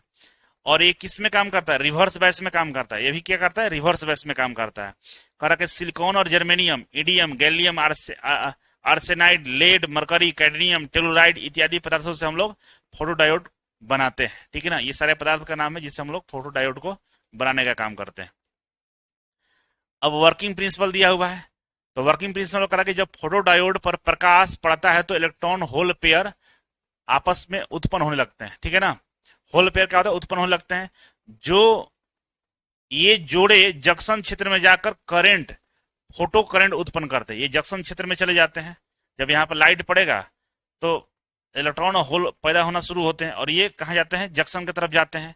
और जंक्शन की तरफ जाते हैं तो ये क्या उत्पन्न करते हैं, फोटो करंट उत्पन्न करते हैं, लाइट करंट उत्पन्न करते हैं। ठीक है, जितनी ज्यादा प्रकाश की तीव्रता होगी उतनी ही ज्यादा इसमें धारा उत्पन्न होगा। जितना हम तेज प्रकाश इस पर डालेंगे उतना ही करंट ज्यादा उत्पन्न करेगा। ठीक है, जब प्रकाश डायोड पर कोई प्रकाश नहीं पड़ता है तो यह एक छोटा करंट मिलता है, कारण कि जब इस पर कोई लाइट नहीं पड़ेगा तो बहुत मिली करंट उत्पन्न करेगा जो किसी काम का नहीं रहेगा। उस करंट को हम लोग डार्क करंट बोलते हैं। क्या बोलते हैं उस करंट को? Dark current. जब लाइट नहीं पड़ेगा और बिना लाइट पड़े ही ये थोड़ा काम करता है, लेकिन एकदम नैनो सेकंड का, नैनो मिली एम्पियर का क्या होता है, करंट होता है। उस करंट का कोई यूज नहीं है, उसको हम डार्क करंट बोलते हैं। ठीक है, यह करंट माइनॉरिटी चार्ज कैरियर के कारण होता है। जो माइनॉरिटी चार्ज कैरियर होते हैं, है ना, पी साइड में जो हमारा इलेक्ट्रॉन होते हैं, ये ब्लू ब्लू है, ये माइनॉरिटी चार्ज कैरियर है। और एन टाइप में हमारा क्या होता है, ग्रीन ग्रीन होल जो है, होल होते हैं। इसके वजह से हमारा डार्क करंट पैदा होता है। ठीक है, नेक्स्ट है हमारा इसका विशेषता है कि भाई फोटो डायोड केवल रिवर्स बैच में कार्य करता है, प्रकाश की अनुपस्थिति में केवल डार्क करंट पैदा करता है, प्रकाश की तीव्रता के अनुसार ये करंट को बदलते रहता है। ठीक है, उपयोग कहाँ करते हैं, तो फोटो डायोड का उपयोग मुख्य रूप से उन जगहों पर किया जाता है जहां प्रकाश का पता लगाना हो, नापना हो, है ना, जहां प्रकाश का पता लगाना हो, जहां प्रकाश को नापना होता है, वहां पर हम इसका प्रयोग करते हैं। जैसे रिमोट कंट्रोल में, लाइट मीटर में, है ना, ऑप्टिकल कम्युनिकेशन में, जो ऑप्टिकल फाइबर होता है वहां पे, स्मोक डिटेक्टर में, धुआं जो सिगरेट वगैरह पीता है सब ना, जहां धुआं हुआ निकलता है, कितना स्मोक पैदा हो रहा है, उस वहां पे हम लोग करते हैं। ऑटोमेटिक स्ट्रीट लाइट कंट्रोल में, जो स्ट्रीट लाइट है उसको कंट्रोल करने के लिए। ठीक है, सोलर एनर्जी डिवाइस में, सोलर एनर्जी डिवाइस में इसका प्रयोग करते हैं। इतने जगह इसका हम लोग क्या करते हैं, प्रयोग करते हैं। अब नेक्स्ट हम पढ़ेंगे शॉटकी डायोड। शॉटकी डायोड क्या होता है, इसका कुछ एक अलग ही स्ट्रक्चर होता है। क्या होता है, इसमें मेटल और सेमीकंडक्टर दोनों को मिला कर ये बनाया जाता है। अभी तक जो डायोड आप पढ़ रहे थे उन सभी डायोड में केवल सेमीकंडक्टर का उपयोग किया जाता था, लेकिन इसमें हम लोग मेटल का भी उपयोग करेंगे और सेमीकंडक्टर का भी उपयोग करेंगे। दोनों मिलाकर जो डायोड बनता है उसका नाम होता है शॉटकी डायोड। ठीक है, जैसे यहाँ पे देखिए एग्जाम्पल यहाँ पर दिया गया है। हमारा जो डायोड होता है, इस तरह से हम, जो नॉर्मल डायोड होता है कुछ इस तरह से डायोड होता है, हमारा प्लस और माइनस होता है। लेकिन शॉटकी डायोड जो होगा उसको जो उसका सिंबल तो कुछ इस तरह से ऐसे कर देंगे तो ये शॉटकी डायोड का सिंबल है। ठीक है, लेकिन नॉर्मल डायोड में पी और एन होता है ना, पी और एन, और बीच में पीएन जंक्शन भी होता है।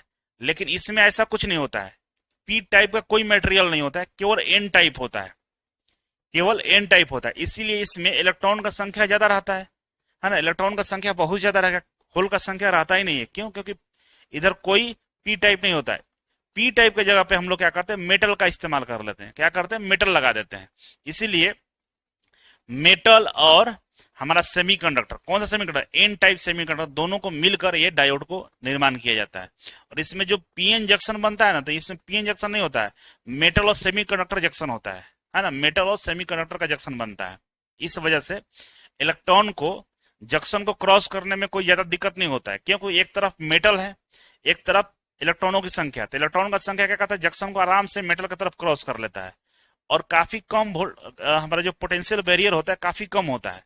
मतलब अगर सिलिकॉन रहेगा तो सिलिकॉन में कितना होता है, 0.7 होता है ना, तो 0.7 अगर वोल्ट आएगा तब जाके इलेक्ट्रॉन फ्लो करेगा। लेकिन इसमें क्या होता है कि 0.1 वोल्ट भी होता है तो आसानी से करंट फ्लो कर जाता है। क्यों? क्योंकि एक तरफ मेटल है, तो मेटल में क्या होता है, कंडक्टर होता है, इलेक्ट्रॉन का सुचालक होता है, तो आसानी से इलेक्ट्रॉन वहां पे फ्लो कर जाता है। ठीक है, तो आइए कुछ इसी तरह का कंसेप्ट इसमें लिया गया है। और इसमें जो स्विचिंग होती है, फास्ट स्विचिंग होता है, बहुत तेज ये स्विचिंग कर लेता है। इसीलिए एसएमपीएस जो होता है ना, एसएमपीएस में इसी को लगाया जाता है। आइए समझते हैं। करा कि जो शॉटकी डायोड एक विशेष प्रकार का सेमीकंडक्टर डायोड है, जिसमें मेटल और सेमीकंडक्टर दोनों मिलाकर इसका निर्माण किया जाता है। ठीक है, तो याद रखिएगा शॉटकी डायोड में कौन कौन से पदार्थ मिलाया जाता है, तो मेटल और मेटल और सेमीकंडक्टर दोनों मिलाकर हम इसको बनाते हैं। शॉटकी डायोड केवल एक प्रकार के अर्धचालक से बनता है, और कौन सा अर्धचालक, एन टाइप, है ना। करा कि शॉटकी डायोड में जो अर्धचालक होता है एक ही होता है, कौन सा होता है, एन टाइप वाला होता है, का प्रयोग किया जाता है। ठीक है, इसीलिए शॉटकी डायोड में केवल इलेक्ट्रॉन मेजॉरिटी कैरियर्स होते हैं, कंडक्टर में भाग लेते हैं। जब एन टाइप के अर्धचालक हम प्रयोग करते हैं तो इसमें एन टाइप में क्या होता है, इलेक्ट्रॉन ही होता है ना, केवल इलेक्ट्रॉन होता है। इसीलिए जो मेजॉरिटी चार्ज कैरियर्स होते हैं, जो करंट को ले जाने वाले जो कैरियर्स होते हैं, होल्स नहीं होते हैं इसमें। कौन सा होता है, केवल केवल इलेक्ट्रॉन होता है, क्योंकि एन टाइप मटेरियल का होता है, इसीलिए इलेक्ट्रॉन का संख्या यहाँ पर ज्यादा होता है, वही चार्ज कैरियर के रूप में काम आते हैं। कह रहा है कि यह 2 टर्मिनल वाला इलेक्ट्रॉनिक डिवाइस होता है, लेकिन समान डायोड की तरह बाइपोलर ना होकर यूनिपोलर होता है। कह रहा है कि ये 2 टर्मिनल वाला होता है। देखिए 2 टर्मिनल है ना, यहाँ पे 1 और 2 है, ये हमारा ए एनोड है, ये कैथोड है, 2 टर्मिनल है, लेकिन बाकी की तरह ये बाइपोलर नहीं होता है। मतलब बाइपोलर का मतलब दो को पोलर, 2 ध्रुव हुआ, एक पी हो गया, एक एन हुआ, तो इसमें पी और एन नहीं होता है, केवल केवल एन होता है, एक ही हमारा पोलर होता है, मतलब ध्रुव एक ही होता है इसका, तो इसलिए इसको यूनिपोलर बोलते हैं। केवल एक ही तरफ हमारा क्या होता है, डोपिंग किया रहता है, या कह सकते हैं एक ही अर्धचालक एन टाइप से ही ये बना होता है, इसलिए यूनिपोलर होता है। ठीक है, तो चलिए ये समझ गए, तो आगे बढ़ते हैं हम। अब यहां पर देखिए दिखाया गया है, इधर क्या है, धातु है, और इधर हमारा एन टाइप अर्धचालक है। एन टाइप अर्धचालक मतलब यहाँ पे इलेक्ट्रॉन का संख्या काफी ज्यादा होगा, और इलेक्ट्रॉन का संख्या काफी ज्यादा होगा तो यहाँ पे जो हमारा जंक्शन बनता है, तो यहाँ पे जो जंक्शन बनता है ना, ये काफी कम होता है, मतलब बहुत ज्यादा यहाँ पोटेंशियल बैरियर नहीं होता है, कम पोटेंशियल बैरियर होता है, जिससे इलेक्ट्रॉन यहाँ से आसानी से इधर क्रॉस कर जाते हैं। और वहीं हम आप पीएन जंक्शन वाला देखिएगा तो वहां पे इलेक्ट्रॉन को क्रॉस करने के लिए 0.7 वोल्ट चाहिए होता है सिलिकॉन के केस में, लेकिन इसके केस में 0.1, 0.2, 0.3 पे भी क्या करते हैं, इलेक्ट्रॉन इधर से इधर स्विच कर जाते हैं। ठीक है, तो कह रहा है कि शॉर्टकी डायोड का निर्माण केवल एन टाइप अर्धचालक के प्रयोग से किया जाता है। दूसरे टर्मिनल में केवल gold, silver, molybdenum, tungsten, platinum जैसे धातुओं का इस्तेमाल किया जाता है। इस तरफ ये सारे धातु इस तरफ लगाए जाते हैं, और इस तरफ केवल एन टाइप मटेरियल होते हैं। एन टाइप अर्धचालक के निर्माण के लिए मुख्य रूप से गैलियम का उपयोग किया जाता है। मुख्य रूप से हम लोग क्या करते हैं, गैलियम का यहाँ उपयोग करते हैं एन टाइप के लिए। लो फ्रीक्वेंसी पर कार्य करने वाला डायोड का निर्माण सिलिकॉन का भी प्रयोग किया जाता है। कह रहा है कि अगर लो फ्रीक्वेंसी पर अगर इसका इस्तेमाल करना है तो गैलियम की जगह पे हम सिलिकॉन का इस्तेमाल करेंगे, और इसको हम लो फ्रीक्वेंसी के लिए बनाएंगे तो गैलियम की जगह पे हम लोग क्या करेंगे, सिलिकॉन का इस्तेमाल कर लेंगे। ठीक है, कह रहा है कि अर्धचालक और धातु को एक साथ मिलाने से बनने वाले जंक्शन को धातु अर्धचालक संधि कहा जाता है। क्या बोला, जैसे बाकी डायोड में पीएन जंक्शन बोलते थे ना, लेकिन यहाँ पीएन जंक्शन ना बोल के धातु अर्धचालक संधि बोलते हैं हम लोग, जहां पे मेटल और अर्धचालक, मेटल और सेमीकंडक्टर मिलते हैं, कंडक्टर और सेमीकंडक्टर जहां पे मिलते हैं उसको हम लोग धातु अर्धचालक संधि कहते हैं। ठीक है, चलिए आगे बढ़े।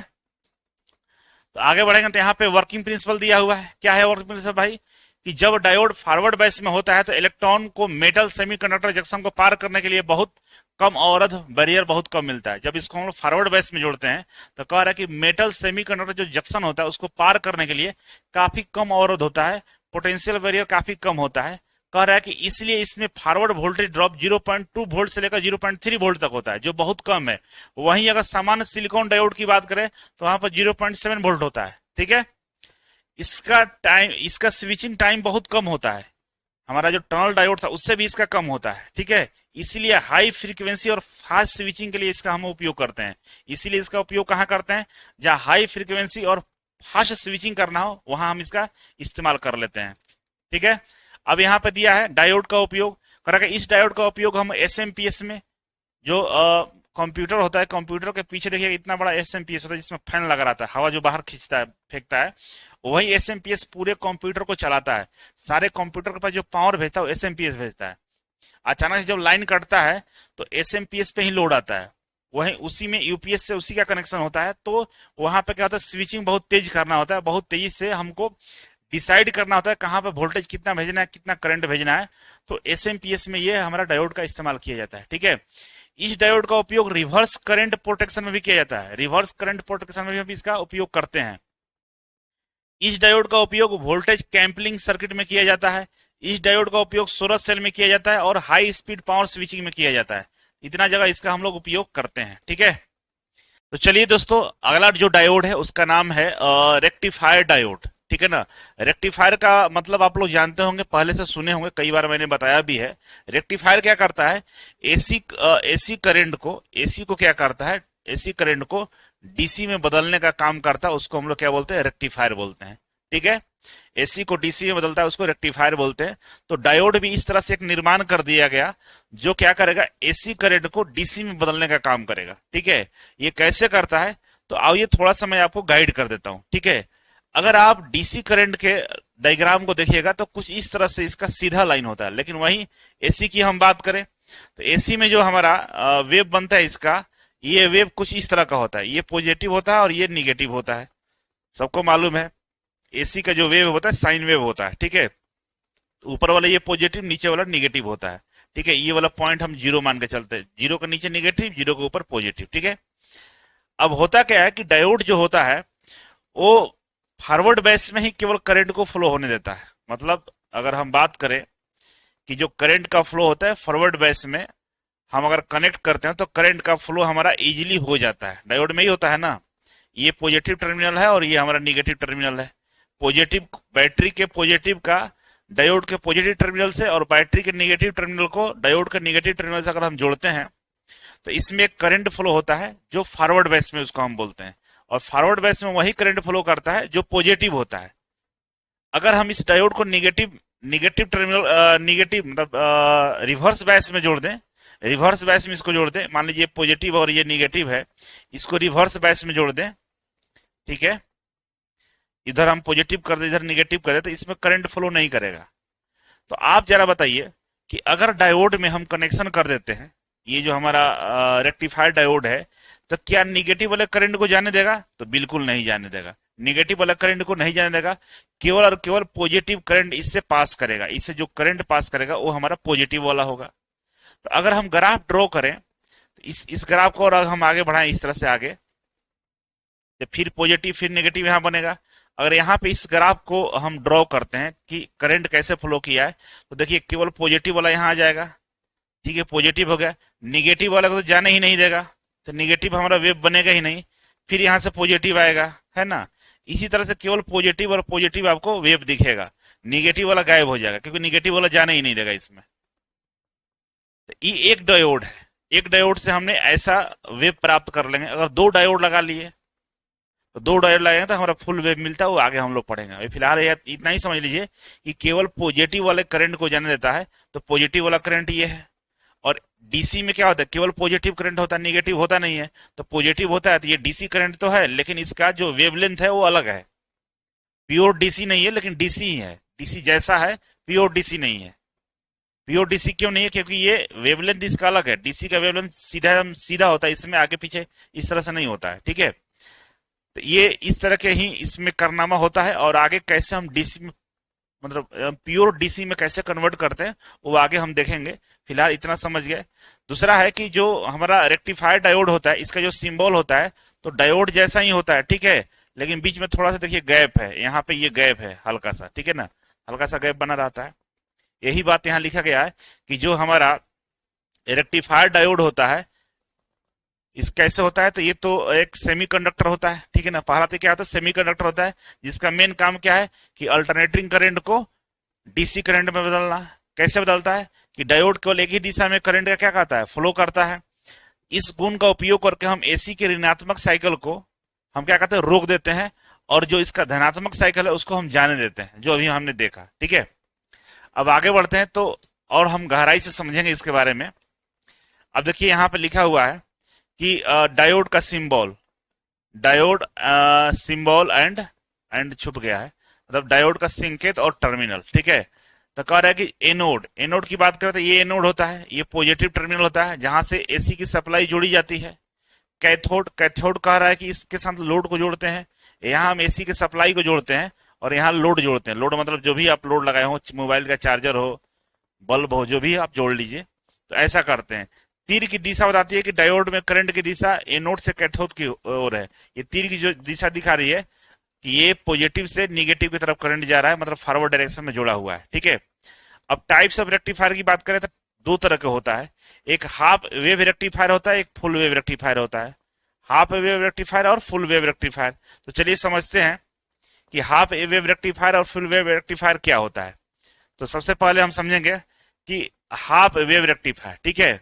तो कह रहा है कि यह दिष्टकारी, कह रहा है कि यह दिष्टकारी एसी के केवल एक अर्ध चक्र धनात्मक को डीसी में बदलता है और दूसरे अर्ध चक्र को नहीं बदलता है, ब्लॉक कर देता है, ठीक है ना। हाफ वाला क्या करता है भाई, हाफ हाफ क्या बोल रहा है, कि अर्ध तरंग दृष्टिकारी है, मतलब एक तरंग को बदलेगा, एक को नहीं बदलेगा। तो वहीं एसी वाला कारनामा है कि पॉजिटिव वालों को क्या करेगा, जाने देगा इधर से, और निगेटिव वाले को नहीं जाने देगा।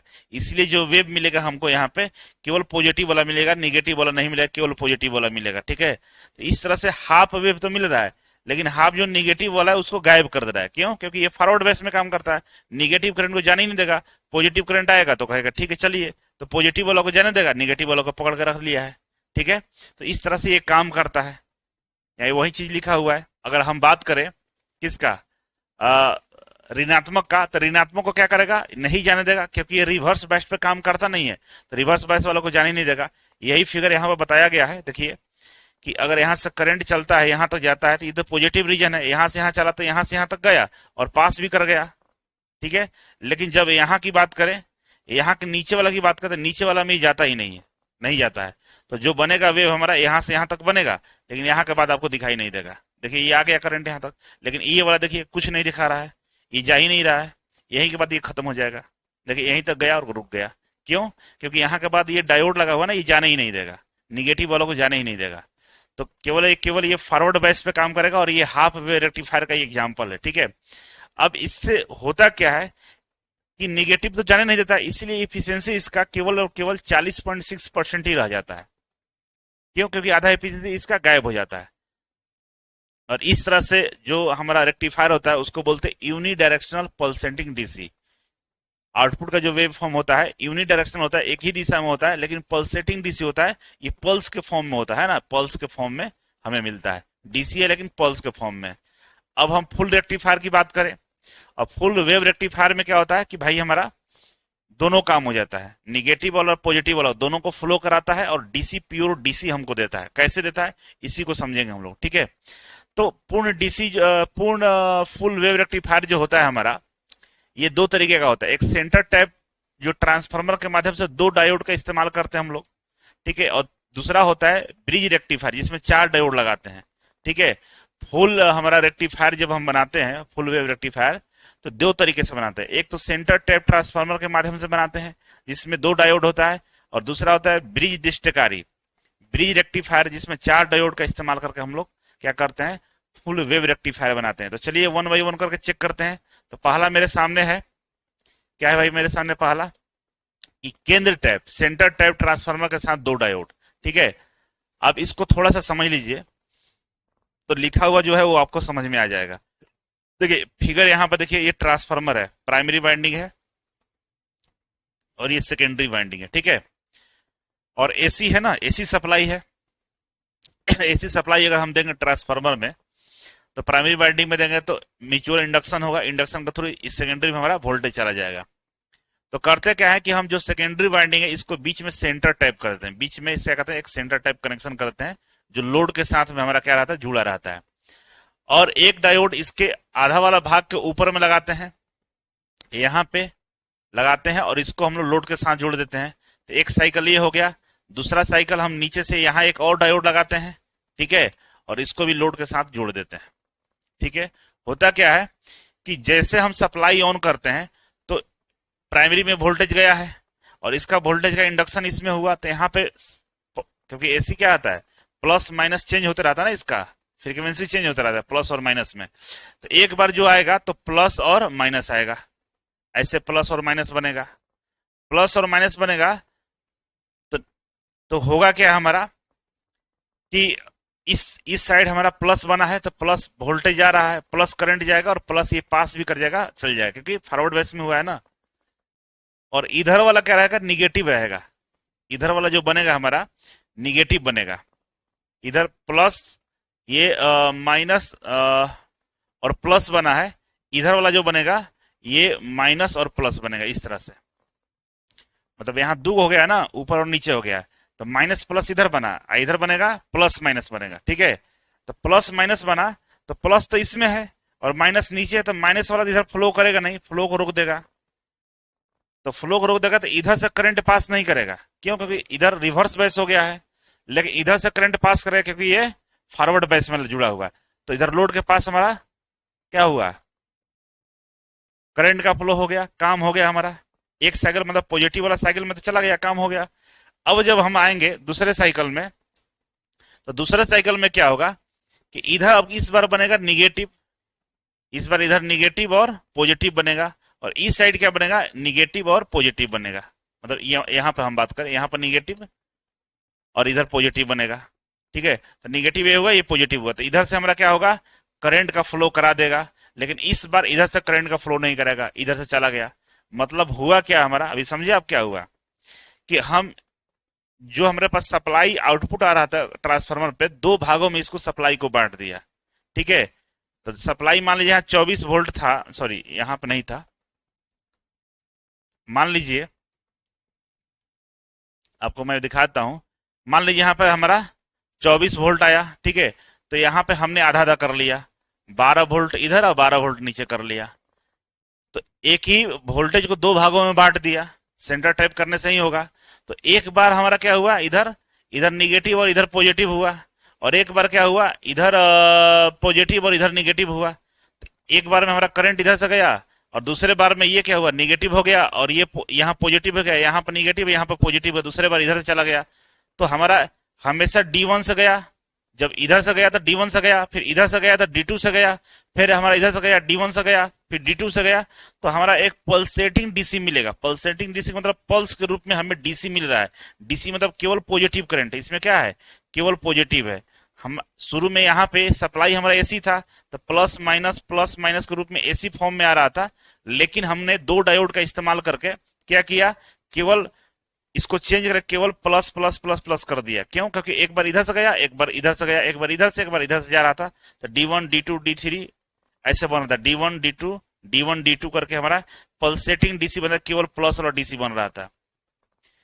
अब ये जो डीसी हमको मिला, लेकिन ये डीसी हमारा यूज वाला नहीं है, ईज वाला नहीं है। इसके आगे फिर हम फिल्टर लगाकर इसको प्योर डीसी के फॉर्म में बदल देते हैं।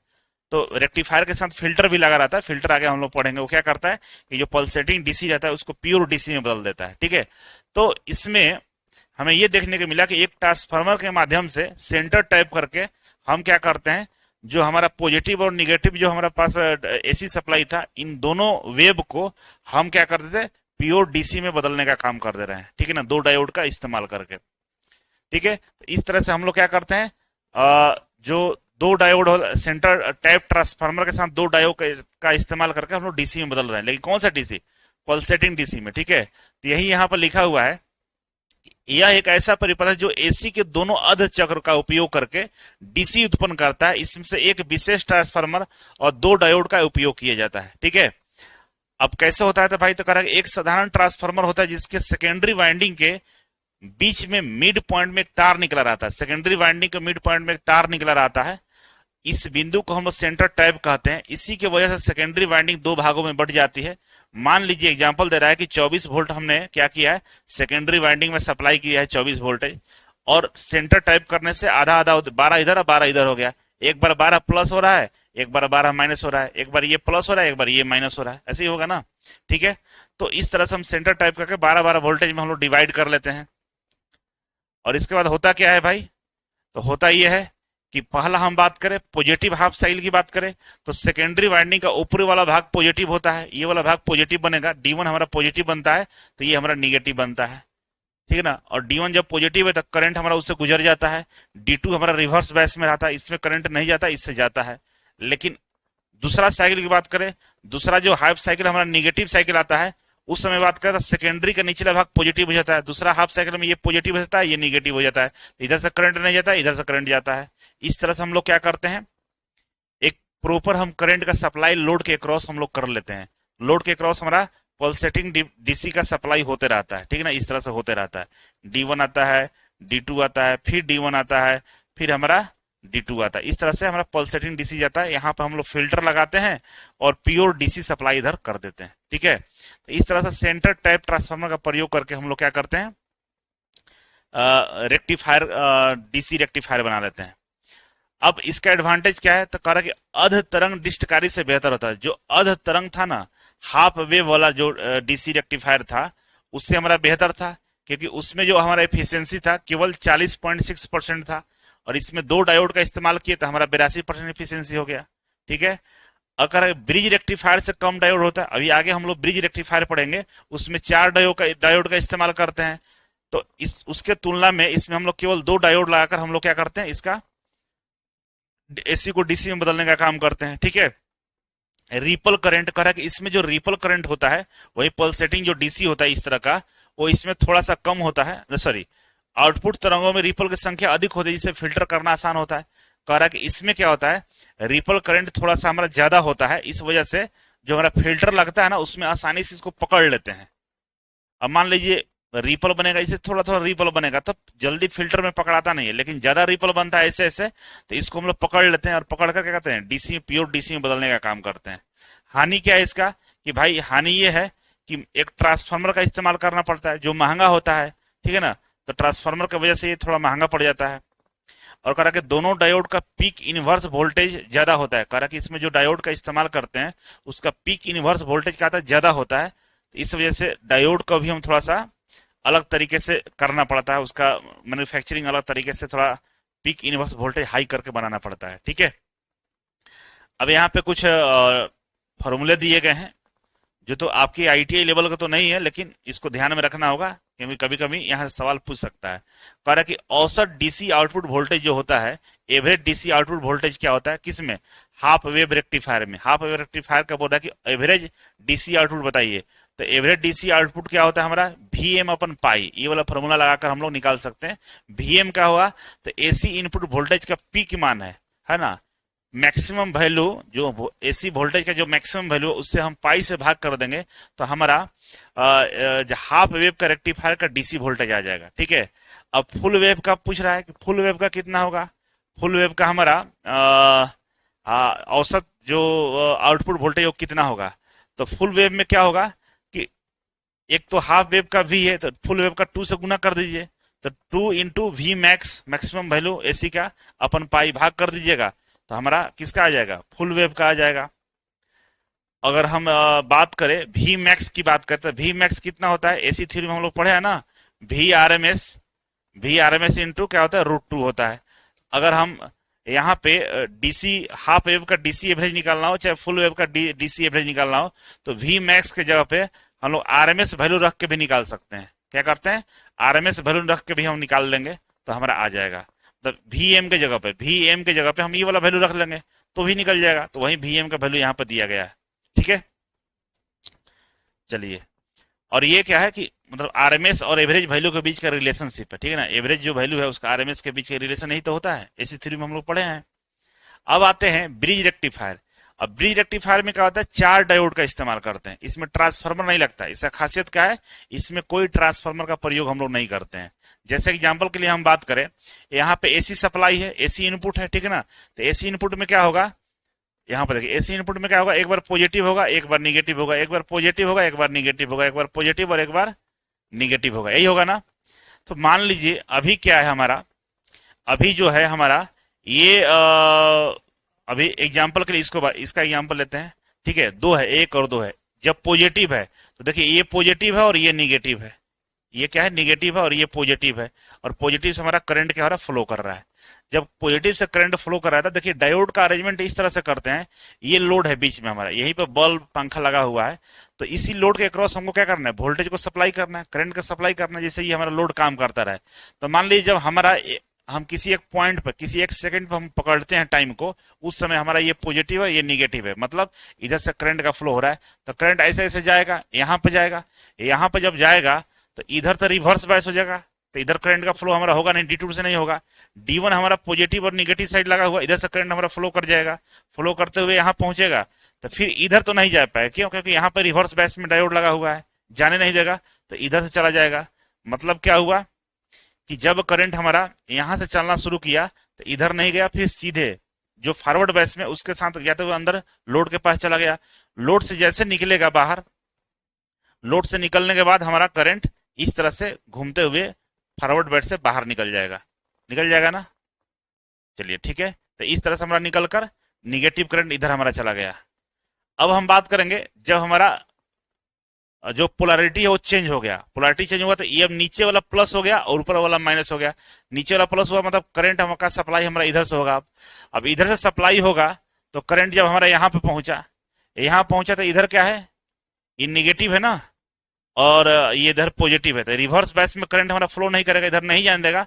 लेकिन इधर जाएंगे तो करंट हमारा फॉरवर्ड बैच में प्लस और माइनस निकल जाएगा, करंट इधर चला जाएगा, यहाँ जाएगा, यहाँ के बाद करंट इधर जाना चाहेगा तो इधर तो रिवर्स बैच हो जाएगा, तो करंट हमारा लोड के क्रॉस चला जाएगा। लोड को जैसे क्रॉस करेगा और क्रॉस करने के बाद क्या होगा, हमारा इधर से निकलकर इस वाले डायोड के थ्रू बाहर निकलेगा और इधर हमारा निकल जाएगा। ठीक है, तो इस तरह से हमारा क्या होगा, एक साइकिल पूरा हो गया।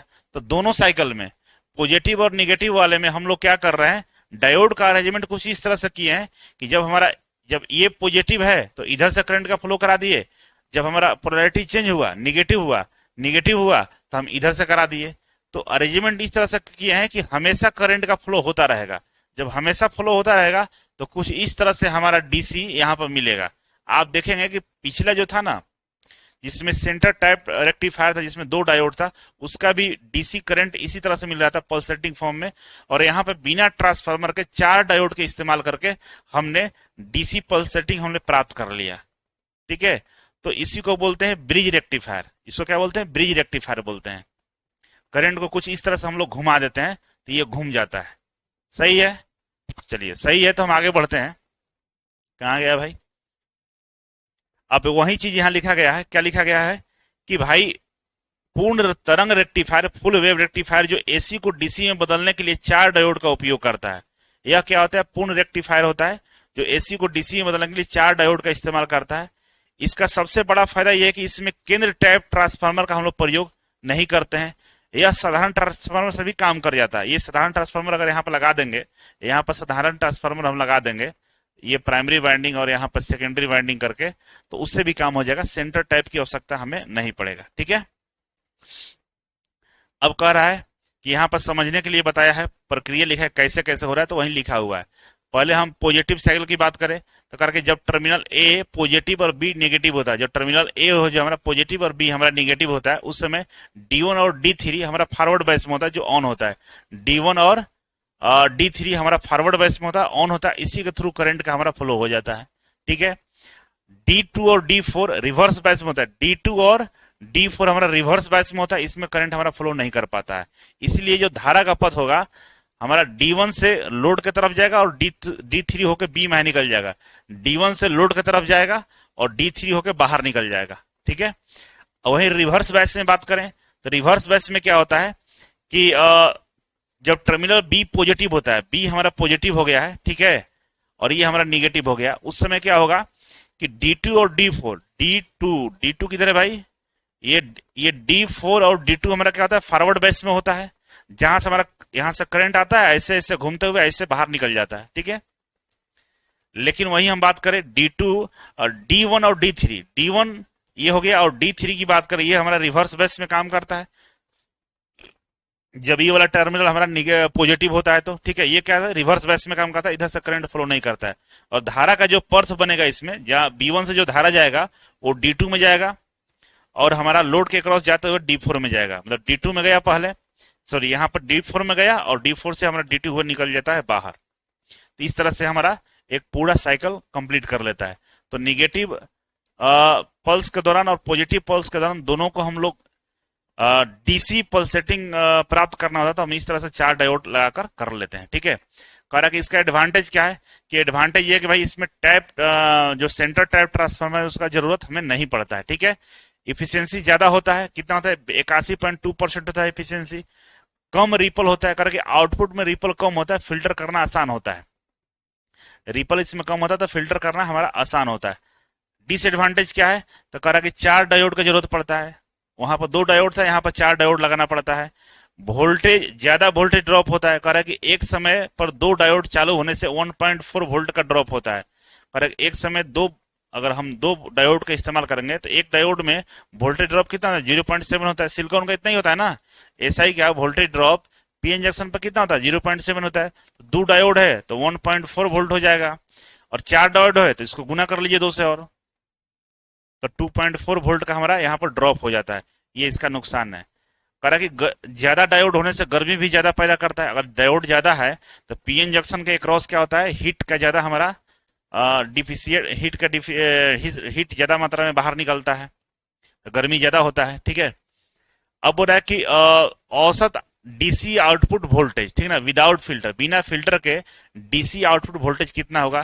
तो वी डीसी वही वाला, इसमें भाई पहले से भी हम क्या रहते हैं, क्योंकि फुल है ना, फुल रेक्टिफायर है, तो 2 लगा देंगे फुल वाला में, वी एम अपन पाई कर लेंगे, और इसको इन दोनों को सोल्व करिएगा 2 बाई पाई को, तो 0.9 आता है। तो 0.9 वी आर एम एस करके हम लोग क्या करते हैं, निकाल लेते हैं।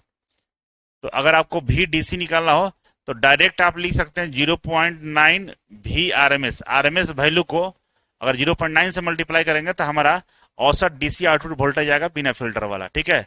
और व्यवहारिक डीसी आउटपुट वोल्टेज की बात करें, व्यवहारिक की बात करें, तो व्यवहारिक में आरएमएस वैल्यू हम लेके चलते हैं ना भाई, आरएमएस वैल्यू लेके चलते हैं।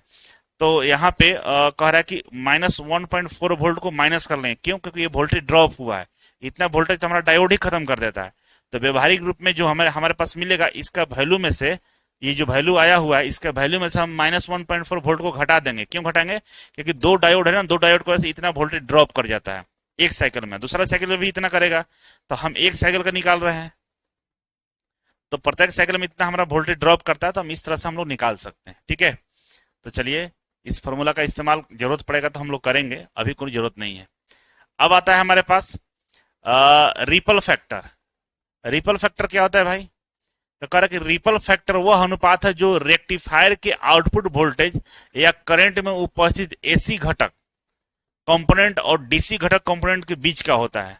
कह रहा है कि जो हमारा रिपल फैक्टर होता है, ये एक अनुपात है जो रेक्टिफायर के आउटपुट वोल्टेज या करंट में उपस्थित एसी घटक और डीसी घटक के बीच का होता है। इस तरह से मिल रहा था ना, इस तरह से हमारा डीसी वोल्टेज जो मिल रहा था, एक्चुअली मिलना चाहिए कैसे, इस सीधा लाइन मिलना चाहिए, वेव हमारा एकदम बिल्कुल सीधा होता है, कोई वेव नहीं होता है, 0 डिग्री चलता है, लेकिन इस तरह से मिल रहा था। इसी को बोल रहा है, यही क्या है, हमारा रिपल है, इसी को हम रिपल बोलते हैं। और रिपल फैक्टर की बात करें तो रेक्टिफायर के आउटपुट वोल्टेज या करंट में उपस्थित एसी घटक और डीसी घटक के बीच का होता है, ठीक है। एसी घटक और डीसी घटक के बीच का जो अनुपात होता है, उसी को रिपल फैक्टर बोलता है, ठीक है। तो अब हो रहा है कि यानी यह बताता है कि रेक्टिफायर में डीसी आउटपुट में कितना अनचाहे रिपल मौजूद है। और ये फैक्टर क्या बताता है कि जो डीसी है, डीसी में अनचाहा, जो आप चाहते नहीं है, कितना हमारा एसी वाला गुण मौजूद है। तो देखिए, डीसी हमारा ऐसा होना चाहिए, डीसी तो का जो ग्राफ होता है इस तरह से होना चाहिए, लेकिन आ रहा है ऐसा डीसी। तो इसमें जो रिपल है, ये पूरा रिपल है ना, यही तो है हमारा रिपल। जो अनचाहा ये क्या है, हमारा रिपल मौजूद है, इसको हटाना है हमको।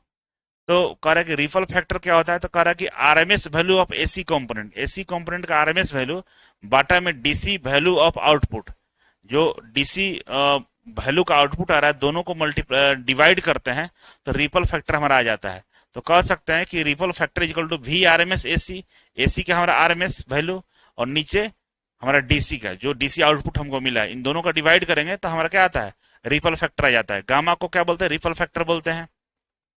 We R M S AC का बोला कर कि आउटपुट एसी कंपोनेंट का, और वी डीसी मतलब आउटपुट डीसी कंपोनेंट का, दोनों को डिवाइड करेंगे तो हमारे यहाँ पे रिपल फैक्टर आ जाता है, ठीक है। अब इसको एक फॉर्मूला के द्वारा भी निकाला जाता है इस तरह से, V R M S AC का स्क्वायर प्लस वी डीसी का स्क्वायर अपन डीसी। तो इसमें हम इस वाले पार्ट को कॉमन ले लेंगे, तो यहाँ पर गामा इक्वल टू हो जाएगा V R M S upon DC के स्क्वायर -1। उसी को थोड़ा सा सिंप्लीफाई किया तो ये वाला फॉर्मूला आ गया। तो इसी को याद रखिएगा, gamma equal to root under V R M S upon V DC का स्क्वायर -1, ठीक है। इस वाले फॉर्मूले से हम रिपल फैक्टर निकाल सकते हैं। अब कह रहा है कि रिपल फैक्टर का महत्व क्या होता है, कह रहा है कि आदर्श डीसी सप्लाई में कोई भी रिपल कंपोनेंट नहीं मौजूद होता है। आदर्श डीसी सप्लाई का मतलब इस तरह का जो डीसी होता है ना, इसमें कोई रिपल फैक्टर नहीं होता है। रिपल फैक्टर जितना कम होगा, आउटपुट उतना ही शुद्ध होगा। कह रहा है कि रिपल फैक्टर जितना कम होगा, मान लीजिए ये वाला डीसी वोल्टेज है, एगो वाला हमारा ये वाला डीसी वोल्टेज है, एगो हमारा सीधा लाइन वाला है, तो कौन बढ़िया है, ये वाला बढ़िया है क्योंकि इसमें बिल्कुल रिपल नहीं है। इन दोनों को तुलना करिएगा तो ये वाला बढ़िया होगा, ठीक है। तो रिपल फैक्टर जितना कम होगा हमारा, उतना हमारा शुद्ध डीसी मिलेगा। जो रिपल फैक्टर है ना, ये जितना कम आएगा उतना ही हमें लगेगा कि डीसी शुद्ध मात्रा में हमें मिल रहा है, ठीक है। कह रहा है कि शुद्ध डीसी की जरूरत ज्यादातर इलेक्ट्रॉनिक उपकरण जैसे मोबाइल कंप्यूटर में शुद्ध डीसी चाहिए होता है। अगर आउटपुट में रिपल ज्यादा होगा तो उपकरण ठीक से काम नहीं करेगा। कह रहा है कि जितने भी हमारा इलेक्ट्रॉनिक्स उपकरण है उसमें शुद्ध डीसी चाहिए होता है, मोबाइल हो गया, कंप्यूटर हो गया, है ना, सेल फोन वगैरह में, उसमें शुद्ध डीसी चाहिए था। इस तरह का रिपल वाला अगर वेव जाएगा तो क्या होगा, मोबाइल सही से काम नहीं करेगा, आपका खराब हो जाएगा। तो इसीलिए हमें क्या करना होता है, रिपल को ठीक करना होता है। रिपल को ठीक करने के लिए क्या करते हैं हम लोग, फिल्टर लगाते हैं, जो आगे पढ़ेंगे हम लोग, ठीक है। कह रहा कि typical value of ripple factor, कह रहा कि हाफ वेव रेक्टिफायर में जो रिपल फैक्टर होता है 1.21 होता है, ठीक है। इसका अर्थ है कि आउटपुट में एसी रिपल डीसी से ज्यादा है। कह रहा कि इसका मतलब ये होगा आउटपुट में जो एसी का रिपल है डीसी से ज्यादा है, तो रिपल ज्यादा मिल रहा है हमें। अगर हम लोग हाफ वेव रेक्टिफायर की बात करें, फुल वेव रेक्टिफायर में जो रिपल होता है 0.482 होता है। देखिए कितना कम हो गया, बहुत कम हो गया है। हाफ में ज्यादा है, फुल में कम हो गया है। तो कह रहा कि यह हाफ वेव की तुलना में बेहतर डीसी आउटपुट देता है। और ब्रिज रेक्टिफायर की बात करते हैं, ब्रिज रेक्टिफायर में भी इतना ही रिपल होता है जितना इसमें होता है, ठीक है। तो दोनों में रिपल वैल्यू सेम होता है। फुल वेव रेक्टिफायर की बात करें या ब्रिज रेक्टिफायर, दोनों तो एक ही बात हो गया, ठीक है। अब आगे बढ़े, तो आगे बढ़ेंगे तो यहाँ पे दिया है रेक्टिफिकेशन इफिशियंसी। रेक्टिफिकेशन का इफिशियंसी क्या होगा भाई, तो इफिशियंसी क्या होता है, आउटपुट अपन इनपुट होता है। कभी भी इफिशियंसी आप निकालते हैं तो क्या होता है इफिशियंसी, आउटपुट आउटपुट अपन इनपुट होता है, यही होता है ना इफिशियंसी, आउटपुट अपन इनपुट होता है। तो यहाँ पे DC power deliver to load, जो लोड को हम लोग पावर डिलीवर करेंगे देंगे वो आउटपुट होता है, और जो हम एसी इनपुट सप्लाई करेंगे वो हमारा इनपुट होता है। इन दोनों का डिवाइड करेंगे तो हमारा क्या आ जाता है, ये रेक्टिफिकेशन का इफिशियंसी आ जाता है। तो इसको और शॉर्ट में लिखा है कि V DC into I DC, मतलब वोल्टेज इंटू करंट को हम लोग क्या कहते हैं, मल्टीप्लाई कर दिया। डीसी को ऊपर वाला दोनों डीसी है, ठीक है, और नीचे दोनों वाला आरएमएस हमारा एसी करंट है। दोनों को पावर मतलब भी इंटू आई है, भी इंटू आई है, पावर को पावर के फॉर्म में इफिशियंसी निकला है, तो दोनों को पावर को डिवाइड करेंगे तो इफिशियंसी हमारा मालूम चल जाएगा। तो यहाँ पर बोला कि फुल वेव ब्रिज रेक्टिफायर की अधिकतम दक्षता 81.2% होती है। कह रहा है कि फुल वेव जो रेक्टिफायर होता है या ब्रिज रेक्टिफायर, उसकी जो दक्षता होती है 81.2% होती है, और ये पूछा है कई बार, याद रखिएगा, ठीक है। अब यहाँ पे जो अभी तक हमने ब्रिज रेक्टिफायर रेक्टिफायर के बारे में जो हमने पढ़ाया है, उसी रेक्टिफायर को शॉर्ट फॉर्म में यहाँ दे दिया है। आप इससे चार्ट बना सकते हैं याद करने के लिए, या छोड़ भी सकते हैं, कोई दिक्कत वाला विषय नहीं है, ठीक है ना। फुल वेव रेक्टिफायर में ये हाफ वेव रेक्टिफायर है, इसमें कोई ट्रांसफार्मर का प्रयोग नहीं करते हैं। फुल वाला में करते हैं ना, सेंटर टाइप कर लेते हैं। और ब्रिज वाला में क्या करते हैं हम लोग, ब्रिज वाला में इस तरह का कोई सिंगल एक सिंपल ट्रांसफार्मर का प्रयोग कर लेते हैं, ठीक है। तो इस तरह से चार्ट है, चार्ट देख लीजिएगा, इसका कोई आवश्यकता नहीं है, लिखवा दिया हूं मैं सारा। अब कंक्लूजन क्या पहुंचे हम लोग, ठीक है। कह रहा कि हाफ वेव रेक्टिफायर सबसे ज्यादा सिंपल लेकिन इफिशियंसी कम होती है। कह रहा कि हाफ वेव जो रेक्टिफायर है सबसे सिंपल होता है लेकिन इफिशियंसी इसका कम होता है। Full wave rectifier centre tap के साथ आउटपुट बढ़ता है लेकिन ट्रांसफार्मर स्पेशल लगाना पड़ता है। कह रहा कि अगर हम फुल वेव रेक्टिफायर लगाते हैं जो सेंटर टेप वाला होता है, उसमें आउटपुट तो बढ़िया मिलता है लेकिन ट्रांसफार्मर अलग से लगाना पड़ता है। अगर हम ब्रिज रेक्टिफायर की बात करते हैं, ब्रिज रेक्टिफायर ज्यादा प्रैक्टिकल है क्योंकि इसमें सेंटर टैप ट्रांसफार्मर की जरूरत नहीं होती है और एफिशिएंसी भी अच्छी होती है। तो हम जो इस्तेमाल करते हैं वो ब्रिज रेक्टिफायर ही इस्तेमाल करते हैं। ये ज्यादा प्रैक्टिकल भी है और इसमें किसी तरह का कोई सेंटर टैप ट्रांसफार्मर का आवश्यकता नहीं होता है, हम डायरेक्टली इसको इस्तेमाल कर सकते हैं। बस इसमें 4 डायोड लगता है, इसमें 2 डायोड लगता है। तो इस तरह से हम लोग जितने भी हमारे पास डायोड था, सारे डायोड के बारे में हम लोग पढ़ लिए। अब हम आगे पढ़ेंगे हम लोग हीट सिंक के बारे में, ठीक है। तो इसमें अगर डाउट होगा इससे पीछे वाले लेक्चर में तो थोड़ा बहुत आप दोबारा से देखिएगा तो समझ में आ जाएगा, क्योंकि इसमें कुछ है नहीं, बस उसका उपयोग कहाँ होता है ये याद रखिएगा, रिवर्स में होता है कि फॉरवर्ड में यूज होता है ये याद रखिएगा, और उसमें कुछ इंपॉर्टेंट जो टर्म दिया होगा उसको याद रखिएगा। बस इतना ही करना है, ठीक है। अब दोस्तों हम लोग पढ़ेंगे हीट सिंक के बारे में। हीट सिंक क्या होता है, देखिए जैसे हम लोग को गर्मी लगता है ना, दुनिया में हर किसी को गर्मी लगता है, जानवर को भी गर्मी लगता है तो जाकर पानी में वो चला जाता है अपने गर्मी को कम करने के लिए। तो जानवर को जब गर्मी लगता है तो पानी में जाकर बैठ जाता है, उससे क्या होता है उसकी शरीर की जो गर्मी होती है ना वो पानी में क्या होता है ट्रांसफर हो जाता है और वो उसका शरीर हल्का हो जाता है, मतलब हल्का महसूस करता है, ठीक है। उसी तरह से इंसानों को जब गर्मी लगता है तो हम लोग एसी चलाते हैं, पंखा चलाते हैं, गाँवों में बेना होता है वो डोलाते हैं ऐसे ऐसे। तो कई तरह से चीजें करते हैं जिससे हमारी गर्मी कम लगती है, हमको हमारे शरीर में से जो हीट है वो बाहर निकल जाता है। क्लासरूम में लाइन कट जाता है तो बच्चे कॉपी से ऐसे ऐसे पंखा हाँकते हैं, है ना। उसी तरीके से क्या होता है कि जो इलेक्ट्रॉनिक्स डिवाइस है ना इनको भी गर्मी लगता है, और इलेक्ट्रिकल डिवाइस को भी गर्मी लगता है। जैसे मान लीजिए ट्रांसफार्मर है, तो ट्रांसफार्मर में भी देखे होंगे, उसके हीट को निकालने के लिए इस तरह से फिन्स लगा रहता था बाहर, हीट को ड्रॉप करने के लिए पंखे लगे रहते हैं। और जो इलेक्ट्रॉनिक्स डिवाइस होता है, कभी आप उसको खोल कर देखिएगा तो व्हाइट व्हाइट कलर का इस तरह का दिखेगा आपको, उसके अंदर में बैठा हुआ है ना, इस कलर का दिखेगा, इस कलर का दिखेगा। तो ये कुछ होता नहीं है, केवल हीट सिंक है ये क्या करता है, इलेक्ट्रॉनिक्स जो सर्किट है उसमें जो हीट पैदा होता है, जो गर्मी पैदा होता है, उसको बाहर निकालने का काम करता है, ठीक है। और कहीं कहीं तो इसके ऊपर पंखे लगे रहते हैं। जैसे आप कंप्यूटर का मदरबोर्ड खोलिएगा तो मदरबोर्ड के ऊपर एक एग्जॉस्ट फैन लगा रहता है, जो उसके गर्मी को बाहर फेंकता है ना। तो कंप्यूटर में एसएमपीएस में पंखा रहता है, एक कंप्यूटर का जो मदरबोर्ड होता है उसके ऊपर भी पंखा लगा रहता है। और इस तरह के सिस्टम के ऊपर ऐसे पंखा लगा के खींचता है, मतलब नीचे होता क्या है इसमें कि गर्मी का एक नेचर होता है। जो गर्म चीजों का नेचर क्या होता है कि हमेशा ऊपर की तरफ जाता है। जैसे गर्म हवा जो होता है ना, आपके घर का जो घर में आप बैठे हुए हैं, गर्म हवा होगा तो ये ऊपर की तरफ बढ़ता है, और ठंडा हवा नीचे की तरफ आता है ना। इसीलिए देखे होंगे कि जो पुराने मकान होते हैं ना, तो बहुत ऊंचा बना होता है। आप पुराने जब अंग्रेज के जमाने के मकान देखिएगा तो बहुत ऊंचा ऊंचा होता था, और उसमें पंखा लगाने की आवश्यकता नहीं होता था, ऐसे ही ठंडा रहता था। क्यों? क्योंकि मकान ऊंचा होने के कारण गर्म वाला हवा ऊपर जाता था और ठंडी हवाएं नीचे आती थी, इसलिए इसलिए उसमें सर्कुलेशन बना रहता था। और बिना पंखे के आपको वहां ठंडा महसूस होता था, आपको गर्मी नहीं लगता था। लेकिन आजकल के मकान छोटे होते हैं, 10 फीट का ही होता है, आपकी हाइट ही 6 फीट है, तो यहाँ पे जो गर्म हवा का सर्कुलेशन है नहीं बन पाता है। तो सर्कुलेशन बनाने के लिए हम लोग पंखा का इस्तेमाल करते हैं। तो यहाँ भी क्या होता है कि नीचे इसके मदरबोर्ड के नीचे जो गर्मी है ना, इस हीट सिंक के द्वारा ऊपर चली जाती है, और ऊपर आती है तो यहाँ से हवा जब क्रॉस करता है तो इस गर्मी को लेकर बाहर निकल जाता है। कि हवाएं तो चलती रहती है थोड़ा बहुत, घरों में हो चाहे बाहर, तो क्या होता है गर्मी बाहर निकल जाता है, और नीचे वाला जो लेयर है उसको ठंडा करने का काम करता है। लेकिन अगर हमको गर्मी ज्यादा मात्रा में निकालना है तो हम इसके ऊपर एग्जॉस्ट फैन लगा देते हैं, और गर्मी को लेकर बाहर निकल जाता है, ठीक है। तो हीट सिंक का मतलब समझ गए। और ये कई तरह के डिजाइन में, कई तरह के प्रकार में पाए जाते हैं।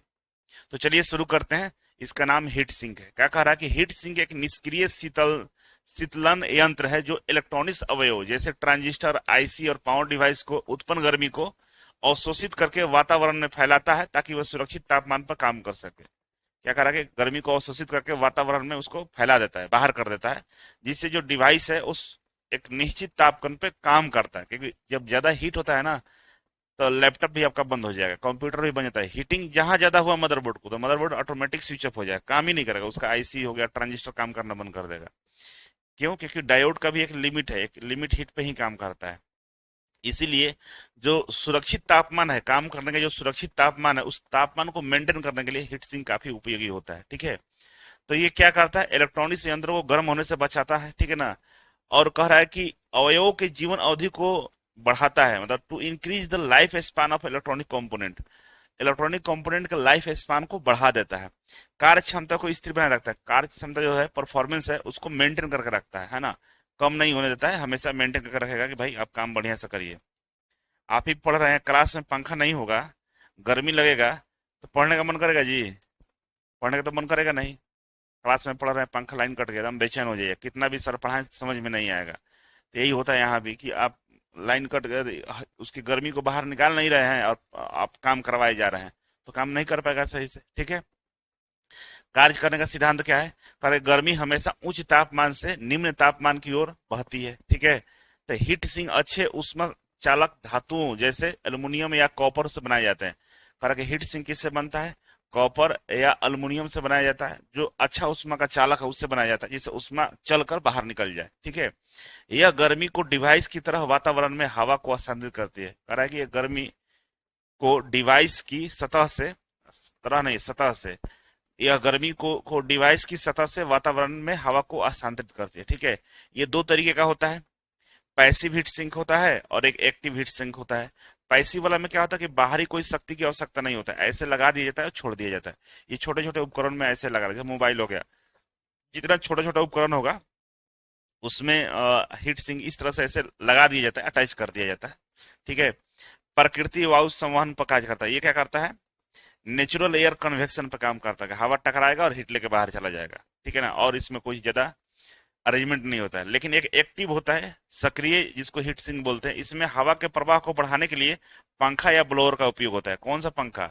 एग्जॉस्ट फैन लगता है, ठीक है ना, या ब्लोअर का उपयोग करते हैं। बेहतर शीतलन क्षमता प्रदान करता है, और इसे लगाने से क्या होता है कि जो ठंडा करने की क्षमता है वो बेहतर होता है, अच्छा होता है, ठीक है। समझ गए। तो आगे बढ़ते हैं। एप्लीकेशन कहाँ है भाई, देखिए ये मदरबोर्ड का ये दिया हुआ है, आपका फिगर दिया हुआ है। तो देखिए हीट सिंक लगा हुआ है, एक क्लैंप है, क्लैंप के थ्रू ये दाब कर उसमें सटा दिया है, बस नीचे मदरबोर्ड में बस सटा हुआ है। ये क्लैंप उठाइएगा, इसको बाहर निकाल सकते हैं। पहले आपको लगता होगा कोई बड़ा डिवाइस, ऐसा कुछ नहीं, इसमें कुछ काम ही नहीं है इसका, ऐसे ही सटा कर रखा हुआ है हीट को केवल बाहर निकालने के लिए, ठीक है। अब देखिए यहाँ पे एप्लीकेशन क्या है कि कंप्यूटर के सीपीयू में, जीपीयू कूलिंग में, पावर इलेक्ट्रॉनिक्स में, रेक्टिफायर में, पावर सप्लाई सर्किट में, ओवरहीटिंग को रोकने के लिए एलईडी लाइट्स में, ठीक है, और पावर ट्रांजिस्टर के लिए ऑडियो एम्पलीफायर में, ये सब लगा रहता है, ठीक है। जहां भी इलेक्ट्रॉनिक डिवाइस है सब जगह लगा रहता है, ऐसा कुछ जगह नहीं हो जो नहीं नहीं लगा रहता, ठीक है। अब हम लोग पढ़ेंगे फिल्टर, फिल्टर सर्किट पढ़ेंगे।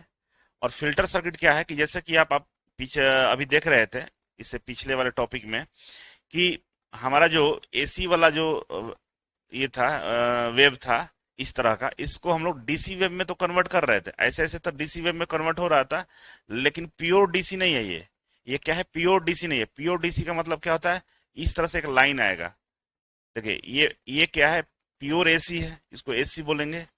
ये प्योर डीसी नहीं है, ये डीसी जैसा है। कैसा है, डीसी जैसा है। कैसे डीसी जैसा है, क्योंकि इसमें केवल पॉजिटिव क्या है, पॉजिटिव वेव है, इसीलिए डीसी जैसा दिखता है, लेकिन हमको ऐसा नहीं चाहिए। प्योर डीसी इस तरह का होता है, इसमें कोई वेव इस तरह से नहीं बनता है, ठीक है ना। प्योर डीसी हमारा ऐसे होता है, इसमें कोई वेव नहीं रहेगा, एक सीधा लाइन रहेगा, ठीक है। तो ऐसा बनाने के लिए हम लोग क्या करते हैं, यहाँ पे एक फिल्टर लगा देते हैं, ये क्या लगाते हैं, फिल्टर। और फिल्टर क्या करता है, इस जो वेव है इसको प्योर डीसी में बदल देता है, ठीक है। अब देखिए ये सर्किट है बनाया हुआ, इस पे मैं आपको समझा देता हूँ। देखिए ये रेक्टिफायर है, ठीक ना। रेक्टिफायर में कौन सा सिग्नल जाता है, तो हमारा एसी वाला जाता है। कौन सा जाता है, एसी वाला, प्लस और माइनस। ये कौन सा सिग्नल है, एसी का है। एसी वाला जब इसमें जाता है तो रेक्टिफायर इसको क्या करता है, डीसी डीसी बनाता है, रिपल वाला बनाता है, ई वाला डीसी बनाता है। तो कैसे बनाता है, इसमें इसमें इस तरह का सिग्नल बनता है, ये केवल पॉजिटिव होता है, ठीक है। इसको डीसी रिपल वेव बोलते हैं। अब यहाँ पे क्या करते हैं, हम फिल्टर लगा देते हैं, ठीक ना, फिल्टर सर्किट।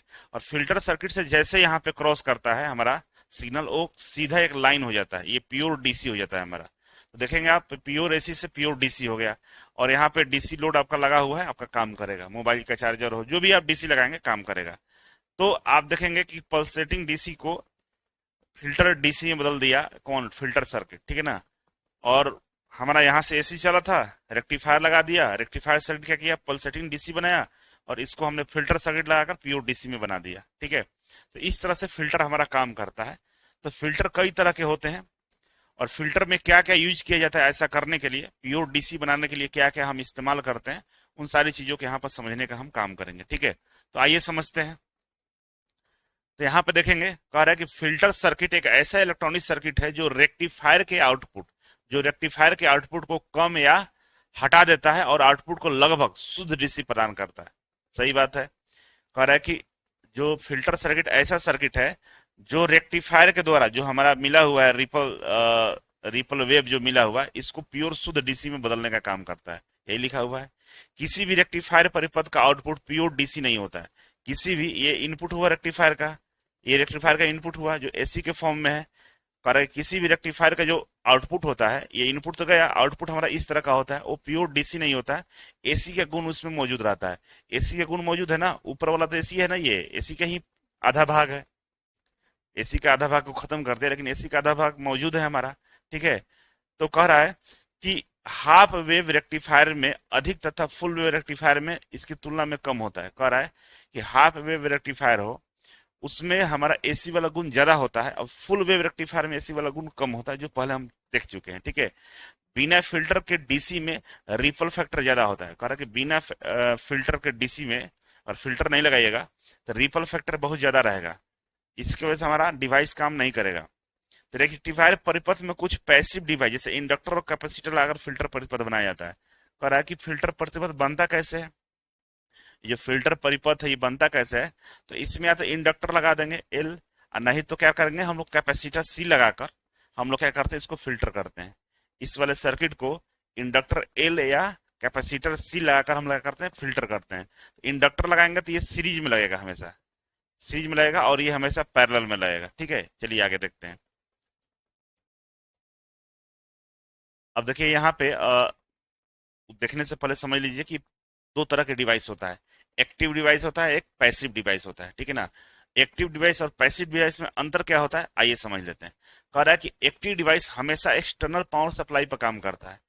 अगर आपको कैटेगराइज करना हो कौन एक्टिव है कौन पैसिव है, तो आपको बस इतना सोचना है कि क्या इसमें हम लोग बाहरी सप्लाई दे रहे हैं। जैसे मान लीजिए ट्रांजिस्टर है, तो 3 गो लेग होता है, इसमें होता है ना, इसमें तो बाहरी सप्लाई हम देते हैं। डायोड होता है, इसको भी हम लोग क्या करते हैं, बैटरी से कनेक्ट करते हैं, इसको भी, है ना। एलईडी है, इसको भी पावर देते हैं। फोटो डायोड, इसको भी पावर देते हैं। इंटीग्रेटेड सर्किट आईसी को भी पावर देते हैं। तो इसमें ये बैटरी, जितना ये सब चीजें, ये क्या है, एक्टिव डिवाइस है हमारा। एक्टिव डिवाइस का पहचान ही यही है कि हम लोग बाहर से उसमें सप्लाई देते हैं, उसको एक्टिव डिवाइस बोलते हैं। ये सिग्नल को एम्पलीफाई कर सकता है, सिग्नल को क्या कर सकता है, एम्पलीफाई कर सकता है, जैसे ट्रांजिस्टर। या एनर्जी को एक रूप से दूसरे रूप में बदल सकता है, जैसे एलईडी हो गया, इलेक्ट्रिकल लाइट हो गया। ये सब होता है, क्या होता है कि ये तो पावर को एम्पलीफाई कर, सिग्नल को एम्पलीफाई करता है। दूसरा, एनर्जी को एक रूप से दूसरे रूप में बदलने का क्षमता रखता है। ठीक है। इसका जो गेन होता है एक से बड़ा होता है। इसका गेन कितना होता है, एक से बड़ा होता है। एनर्जी को कंट्रोल, रेगुलेट और स्विच, एम्पलीफाई या कन्वर्ट करना एक्टिव डिवाइस की पहचान होती है ना। कह रहा है कि एनर्जी को कंट्रोल करना, रेगुलेट करना, स्विच करना, एम्पलीफाई करना या कन्वर्ट करना एक्टिव डिवाइस का पहचान होता है। तो इसमें देखेंगे जितने भी चीजें लगे हुआ है, ये कुछ ना कुछ एनर्जी को, इस सब में से कुछ ना कुछ कर रहा होगा। ये एनर्जी को बैटरी क्या करता है, स्टोर करता है, बैटरी स्टोर करने का काम करता है। लेकिन बाकी सब क्या कर रहा है, कुछ ना कुछ इसमें चेंज आपको देखते हुए मिलेगा। तो इसका एक इधर सिंबल दिया हुआ है, सर्किट सिंबल है, आप इसको भी ध्यान में रखेंगे। और ये ओरिजिनल वाला है और इसका ये नाम है। ठीक है। तो चलिए हम आगे बढ़ते हैं। तो आगे बढ़ेंगे तो यहाँ पे अब हम लोग देखेंगे पैसिव डिवाइस। पैसिव डिवाइस में क्या होता है कि एक्सटर्नल पावर का सप्लाई नहीं होता है, उसी सर्किट के अंदर में लगा दीजिए, उसी की पावर से ये काम कर लेगा। जैसे रजिस्टर है, तो रजिस्टर को हम अलग से पावर थोड़े देते हैं, जो सर्किट पहले से चल रहा है उसी सर्किट में लगा लेते हैं। एलडीआर को भी वही करते हैं, थर्मिस्टर को भी हम क्या कहते हैं, कैपेसिटर, ये सब उसी सर्किट के अंदर में हम लोग इनबिल्ट कर देते हैं, अलग से देकर चलाते नहीं है। ठीक है। अब जो पावर सप्लाई है इसी के थ्रू होने लगता है ना, इसी के थ्रू जाने लगता है। लेकिन बाकी समय अलग से हम क्या कर रहे थे, पावर सोर्स दे रहे थे। तो कह रहा है कि पैसिव डिवाइस सिग्नल को एम्पलीफाई नहीं कर सकता, ये इससे सिग्नल से इसको कोई वास्ता नहीं होता है, कोई एम्पलीफाई वगैरह नहीं करेगा, जो दीजिएगा वही आपको वापस दे देगा। ठीक है। यह केवल एनर्जी को अपोज करता है, क्या कर रहा है, अपोज करेगा। तो अपोज, रजिस्टर क्या करता है, एनर्जी को रोकता है, रजिस्टर मतलब प्रतिबाधा। ठीक है। स्टोर करता है जैसे कैपेसिटर और इंडक्टर, या ट्रांसफर करता है जैसे ट्रांसफार्मर कर सकता है। तो कह रहा है कि या तो बैटरी वाला दिमाग में से निकाल लीजिएगा स्टोर, लेकिन वो हमारा एक्टिव में आता है, ये पैसिव है। ठीक है ना। स्टोर जैसे कैपेसिटर और इंडक्टर, ये क्षणिक टाइम के लिए स्टोर करता है, ऐसा नहीं कि ये बहुत देर तक स्टोर करके रखता है। बैटरी क्या करता है, बहुत देर तक स्टोर करके रखता है, लेकिन कैपेसिटर और इंडक्टर क्षणिक टाइम के लिए करता है, इसलिए इसको पैसिव में रखता है, उसको एक्टिव में रखते हैं। तो कह रहा है कि यह केवल एनर्जी को अपोज करेगा, रजिस्टर क्या करेगा, अपोज कर देगा। स्टोर हमारा कैपेसिटर और इंडक्टर कर देता है क्षणिक टाइम के लिए। या ट्रांसफार्मर क्या करता है, एनर्जी को ट्रांसफर करने का काम करता है, कम से ज्यादा और ज्यादा से कम करने का काम करता है। ठीक है। हालांकि इनमें किसी एक्सटर्नल पावर सोर्स की आवश्यकता नहीं होती, इसमें किसी एक्सटर्नल पावर सोर्स की आवश्यकता नहीं होती है। और इसका जो गेन होता है या तो 1 के बराबर होगा या 1 से कम होगा। उसमें गेन 1 से ज्यादा था, लेकिन इसमें 1 के बराबर या 1 से कम हो सकता है। ठीक है। इतना समझ गए आप लोग। तो चलिए आगे बढ़ते हैं। अब आइए टाइप्स ऑफ हम लोग फिल्टर पढ़ लेते हैं, फिल्टर के प्रकार कितना होता है। तो कह रहा है कि रेक्टिफायर सामान्यतः 4 प्रकार का होता है। पहला, series inductor, shunt capacitor filter, और इंडक्टर कैपेसिटर फिल्टर, और पाई फिल्टर, है ना। 4 तरह का है।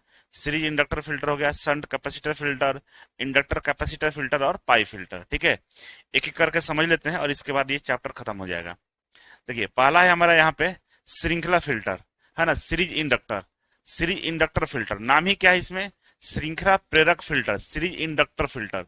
इंडक्टर मतलब इसमें जो इंडक्टर होगा, एल होगा, ये सीरीज में लगा होगा। ठीक है। तो ये सर्किट है इसका, देखिए ध्यान से। तो यहाँ से सप्लाई देंगे तो पहले इंडक्टर के पास जाएगा, इंडक्टर क्या करेगा, इसी को फिल्टर करके आपको प्योर डीसी देने का काम करेगा। मतलब इंडक्टर को अगर हम रेक्टिफायर के बाद सीरीज में लगा देते हैं तो हमारा जो डीसी मिलता है प्योर डीसी मिलता है। ठीक है। सही है। देखिए हम ये विदाउट फिल्टर, ये जो दिख रहा है आपका, ये पल्सेटिंग डीसी है, विदाउट फिल्टर वाला है, ठीक है ना। जब ये विदाउट फिल्टर वाला इस तरह से बना था, लेकिन जैसे हमने इसमें क्या किया, इंडक्टर को लगाया, यहाँ पे इंडक्टर को लगाया, तब जो डीसी हमारा बना कुछ इस तरह से बना था। मतलब कुछ हद तक तो सही हो गया है, ठीक है ना। एक और इंडक्टर लगा लेंगे, फिर सीधा करेंगे इसको। मतलब जब तक ये सीधा लाइन नहीं बन जाता है तब तक हम लोग इसमें जुगाड़ लगाते रहते हैं। तो देखिए जैसे इंडक्टर लगाए तो ये डीसी कुछ इस तरह से, मतलब पहले से बहुत हद तक सही हो गया है, ठीक है। तो कह रहा है यहाँ पे कि इसमें एक इंडक्टर को लोड के साथ सीरीज में लगाया जाता है। कह रहा है कि इसमें हम क्या करते हैं, इंडक्टर को लोड के साथ में, ये लोड है हमारा, लोड के साथ में सीरीज में लगा देते हैं, ठीक है। कह रहा कि इंडक्टर करंट में बदलाव को अपोज करता है। इंडक्टर का काम क्या है, करंट में बदलाव को अपोज करता है, ये बदलने नहीं देगा, मतलब ऐसे ऐसे ऊपर नीचे और होने नहीं देगा, ठीक है। जहां तक हो सके उसको सीधा करने का काम करेगा। यह भारी लोड पर ज्यादा इफेक्टिव होता है, कम लोड पर ये काम नहीं करेगा, भारी लोड पर ज्यादा बढ़िया काम करता है। इंडक्टर एसी पर मैक्सिमम इंपीडेंस, इंपीडेंस मतलब प्रतिबाधा, इंडक्टर एसी पर मैक्सिमम इंपीडेंस उत्पन्न करता है, परंतु डीसी पे यह शून्य प्रतिरोध प्रदान करता है। डीसी अगर होगा तो डीसी से इसको कोई दुश्मनी नहीं है, डीसी को आराम से जाने देगा, डीसी से इसको कोई लफड़ा नहीं है, बोलता है कि चल जाओ आराम से, कोई छेड़छाड़ नहीं करेगा। लेकिन एसी कंपोनेंट को अपोज करता है, अपोज करके क्या करता है, उसको डीसी बनाने का काम करता है, ठीक है। तो कह रहा है कि आउटपुट वोल्टेज स्मूथ, लेकिन अभी भी कुछ रिपल मौजूद रहता है। कह रहा है कि आउटपुट वोल्टेज तो स्मूथ कर देता है, पहले की अपेक्षा काफी स्मूथ कर देता है, देखिए पहले की अपेक्षा काफी स्मूथ कर दिया है, लेकिन अभी भी इसमें एसी कंपोनेंट होते हैं, देखिए है ना, हल्का हल्का तो है ही, प्योर तो इस सीधा लाइन तो बना नहीं है, तो हल्का सा रहता है, ठीक है, रहता है। तो इसको और बेहतर करने के लिए क्या करते हैं हम लोग, संट में हम लोग क्या करते हैं, संट कैपेसिटर फिल्टर का इस्तेमाल कर लेते हैं, संट फिल्टर कैपेसिटर का इस्तेमाल करते हैं। इसमें क्या होता है भाई, तो इसको हम लोग सर्किट के साथ में पैरेलल में लगाते हैं। देखिए इस कैपेसिटर पैरेलल में लगा हुआ है, ये लोड है, तो लोड के साथ इसको हम लोग क्या करते हैं, पैरेलल में लगा देते हैं, ठीक है। तो ये थोड़ा और हद तक बढ़िया काम करता है। देखिए यहाँ पहले भी लगा हुआ है, ये पैरेलल में लगा हुआ है, ये लोड है हमारा, इधर से सप्लाई है, ठीक है। तो कह रहा है कैपेसिटर को लोड रेजिस्टेंस के साथ में पैरेलल में लगा देते हैं। कैपेसिटर चार्ज और डिस्चार्ज होकर वोल्टेज को स्मूथ करता है। कैपेसिटर के गुण क्या होता है कि एनर्जी को स्टोर करता है। जब डीसी दीजिएगा, मान लीजिए कैपेसिटर है, ये ये कैपेसिटर है आपका, तो इसमें प्लस माइनस होता है, तो डीसी दीजिएगा तो इसमें क्या होगा, चार्ज स्टोर हो जाएगा, और चार्ज स्टोर हो जाएगा तो ये ब्लॉक हो जाएगा, मतलब फुल चार्ज हो गया, एनर्जी को कटअप कर दीजिएगा। अब जितना भी आप सप्लाई कीजिएगा लेगा नहीं, रोक देगा डीसी में, ठीक है ना। डीसी को अब इधर जाने नहीं देगा, क्यों, क्योंकि चार्ज होकर बैठा हुआ है, अब इसको नहीं चाहिए। इसमें अगर आपको चाहिए तो वापस दे देगा, लेकिन अब इसको जबरदस्ती दीजिएगा तो नहीं चाहिए इसको।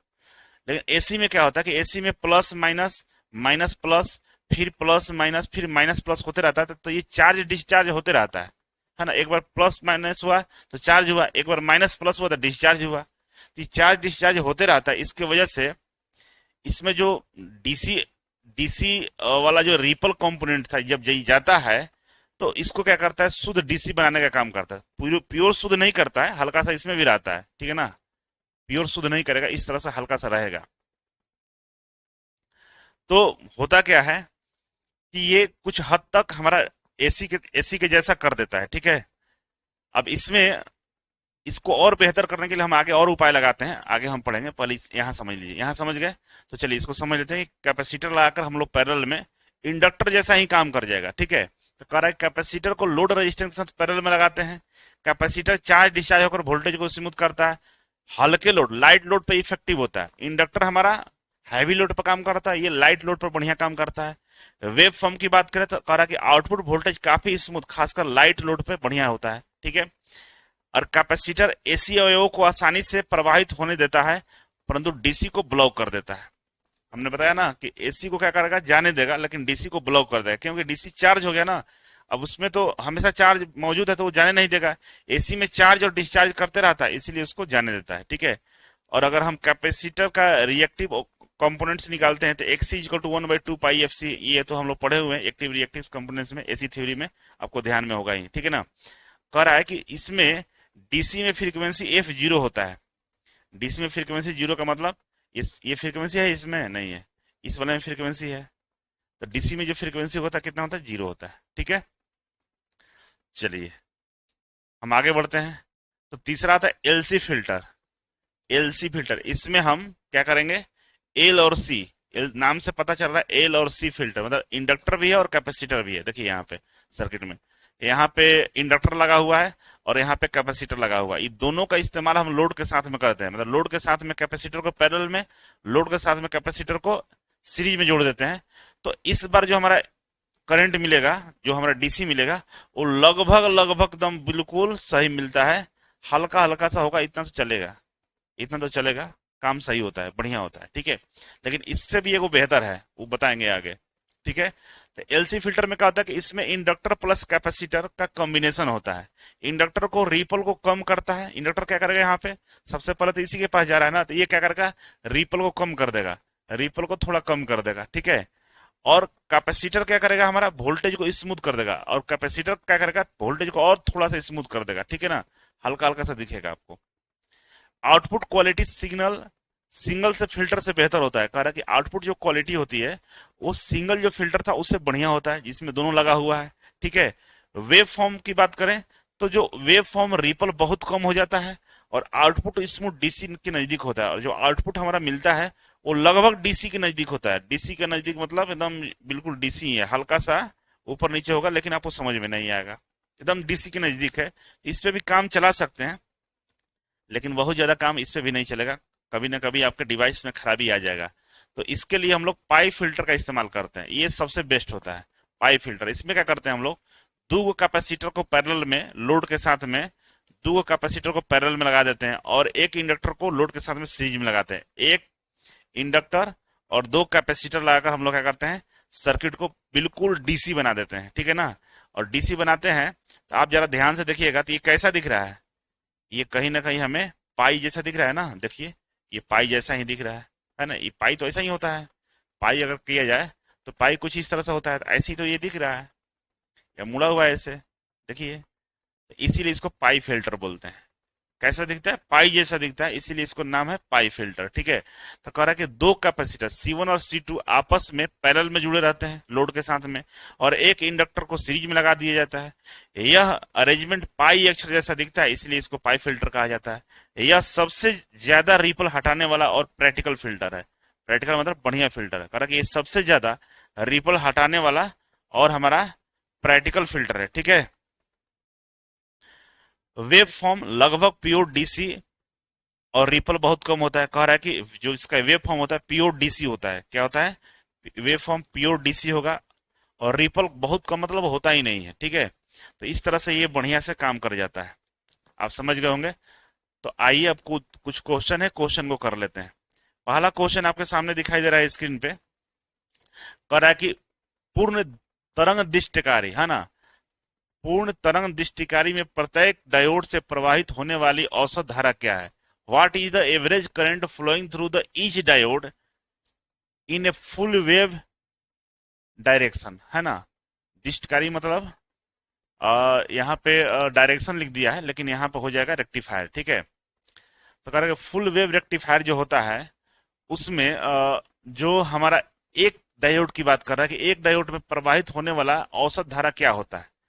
तो भाई कह रहा कि लोड धारा का औसत मान का दुगुना, लोड धारा का औसत मान का, औसत मान का लोड धारा का औसत मान है उतना करता है, या लोड धारा का औसत मान का एक चौथाई, या लोड धारा का औसत मान का आधा। तो आंसर होगा आधा, क्योंकि आप पढ़े होंगे ना 41% के आसपास दे रहा था एफिशिएंसी हमारा।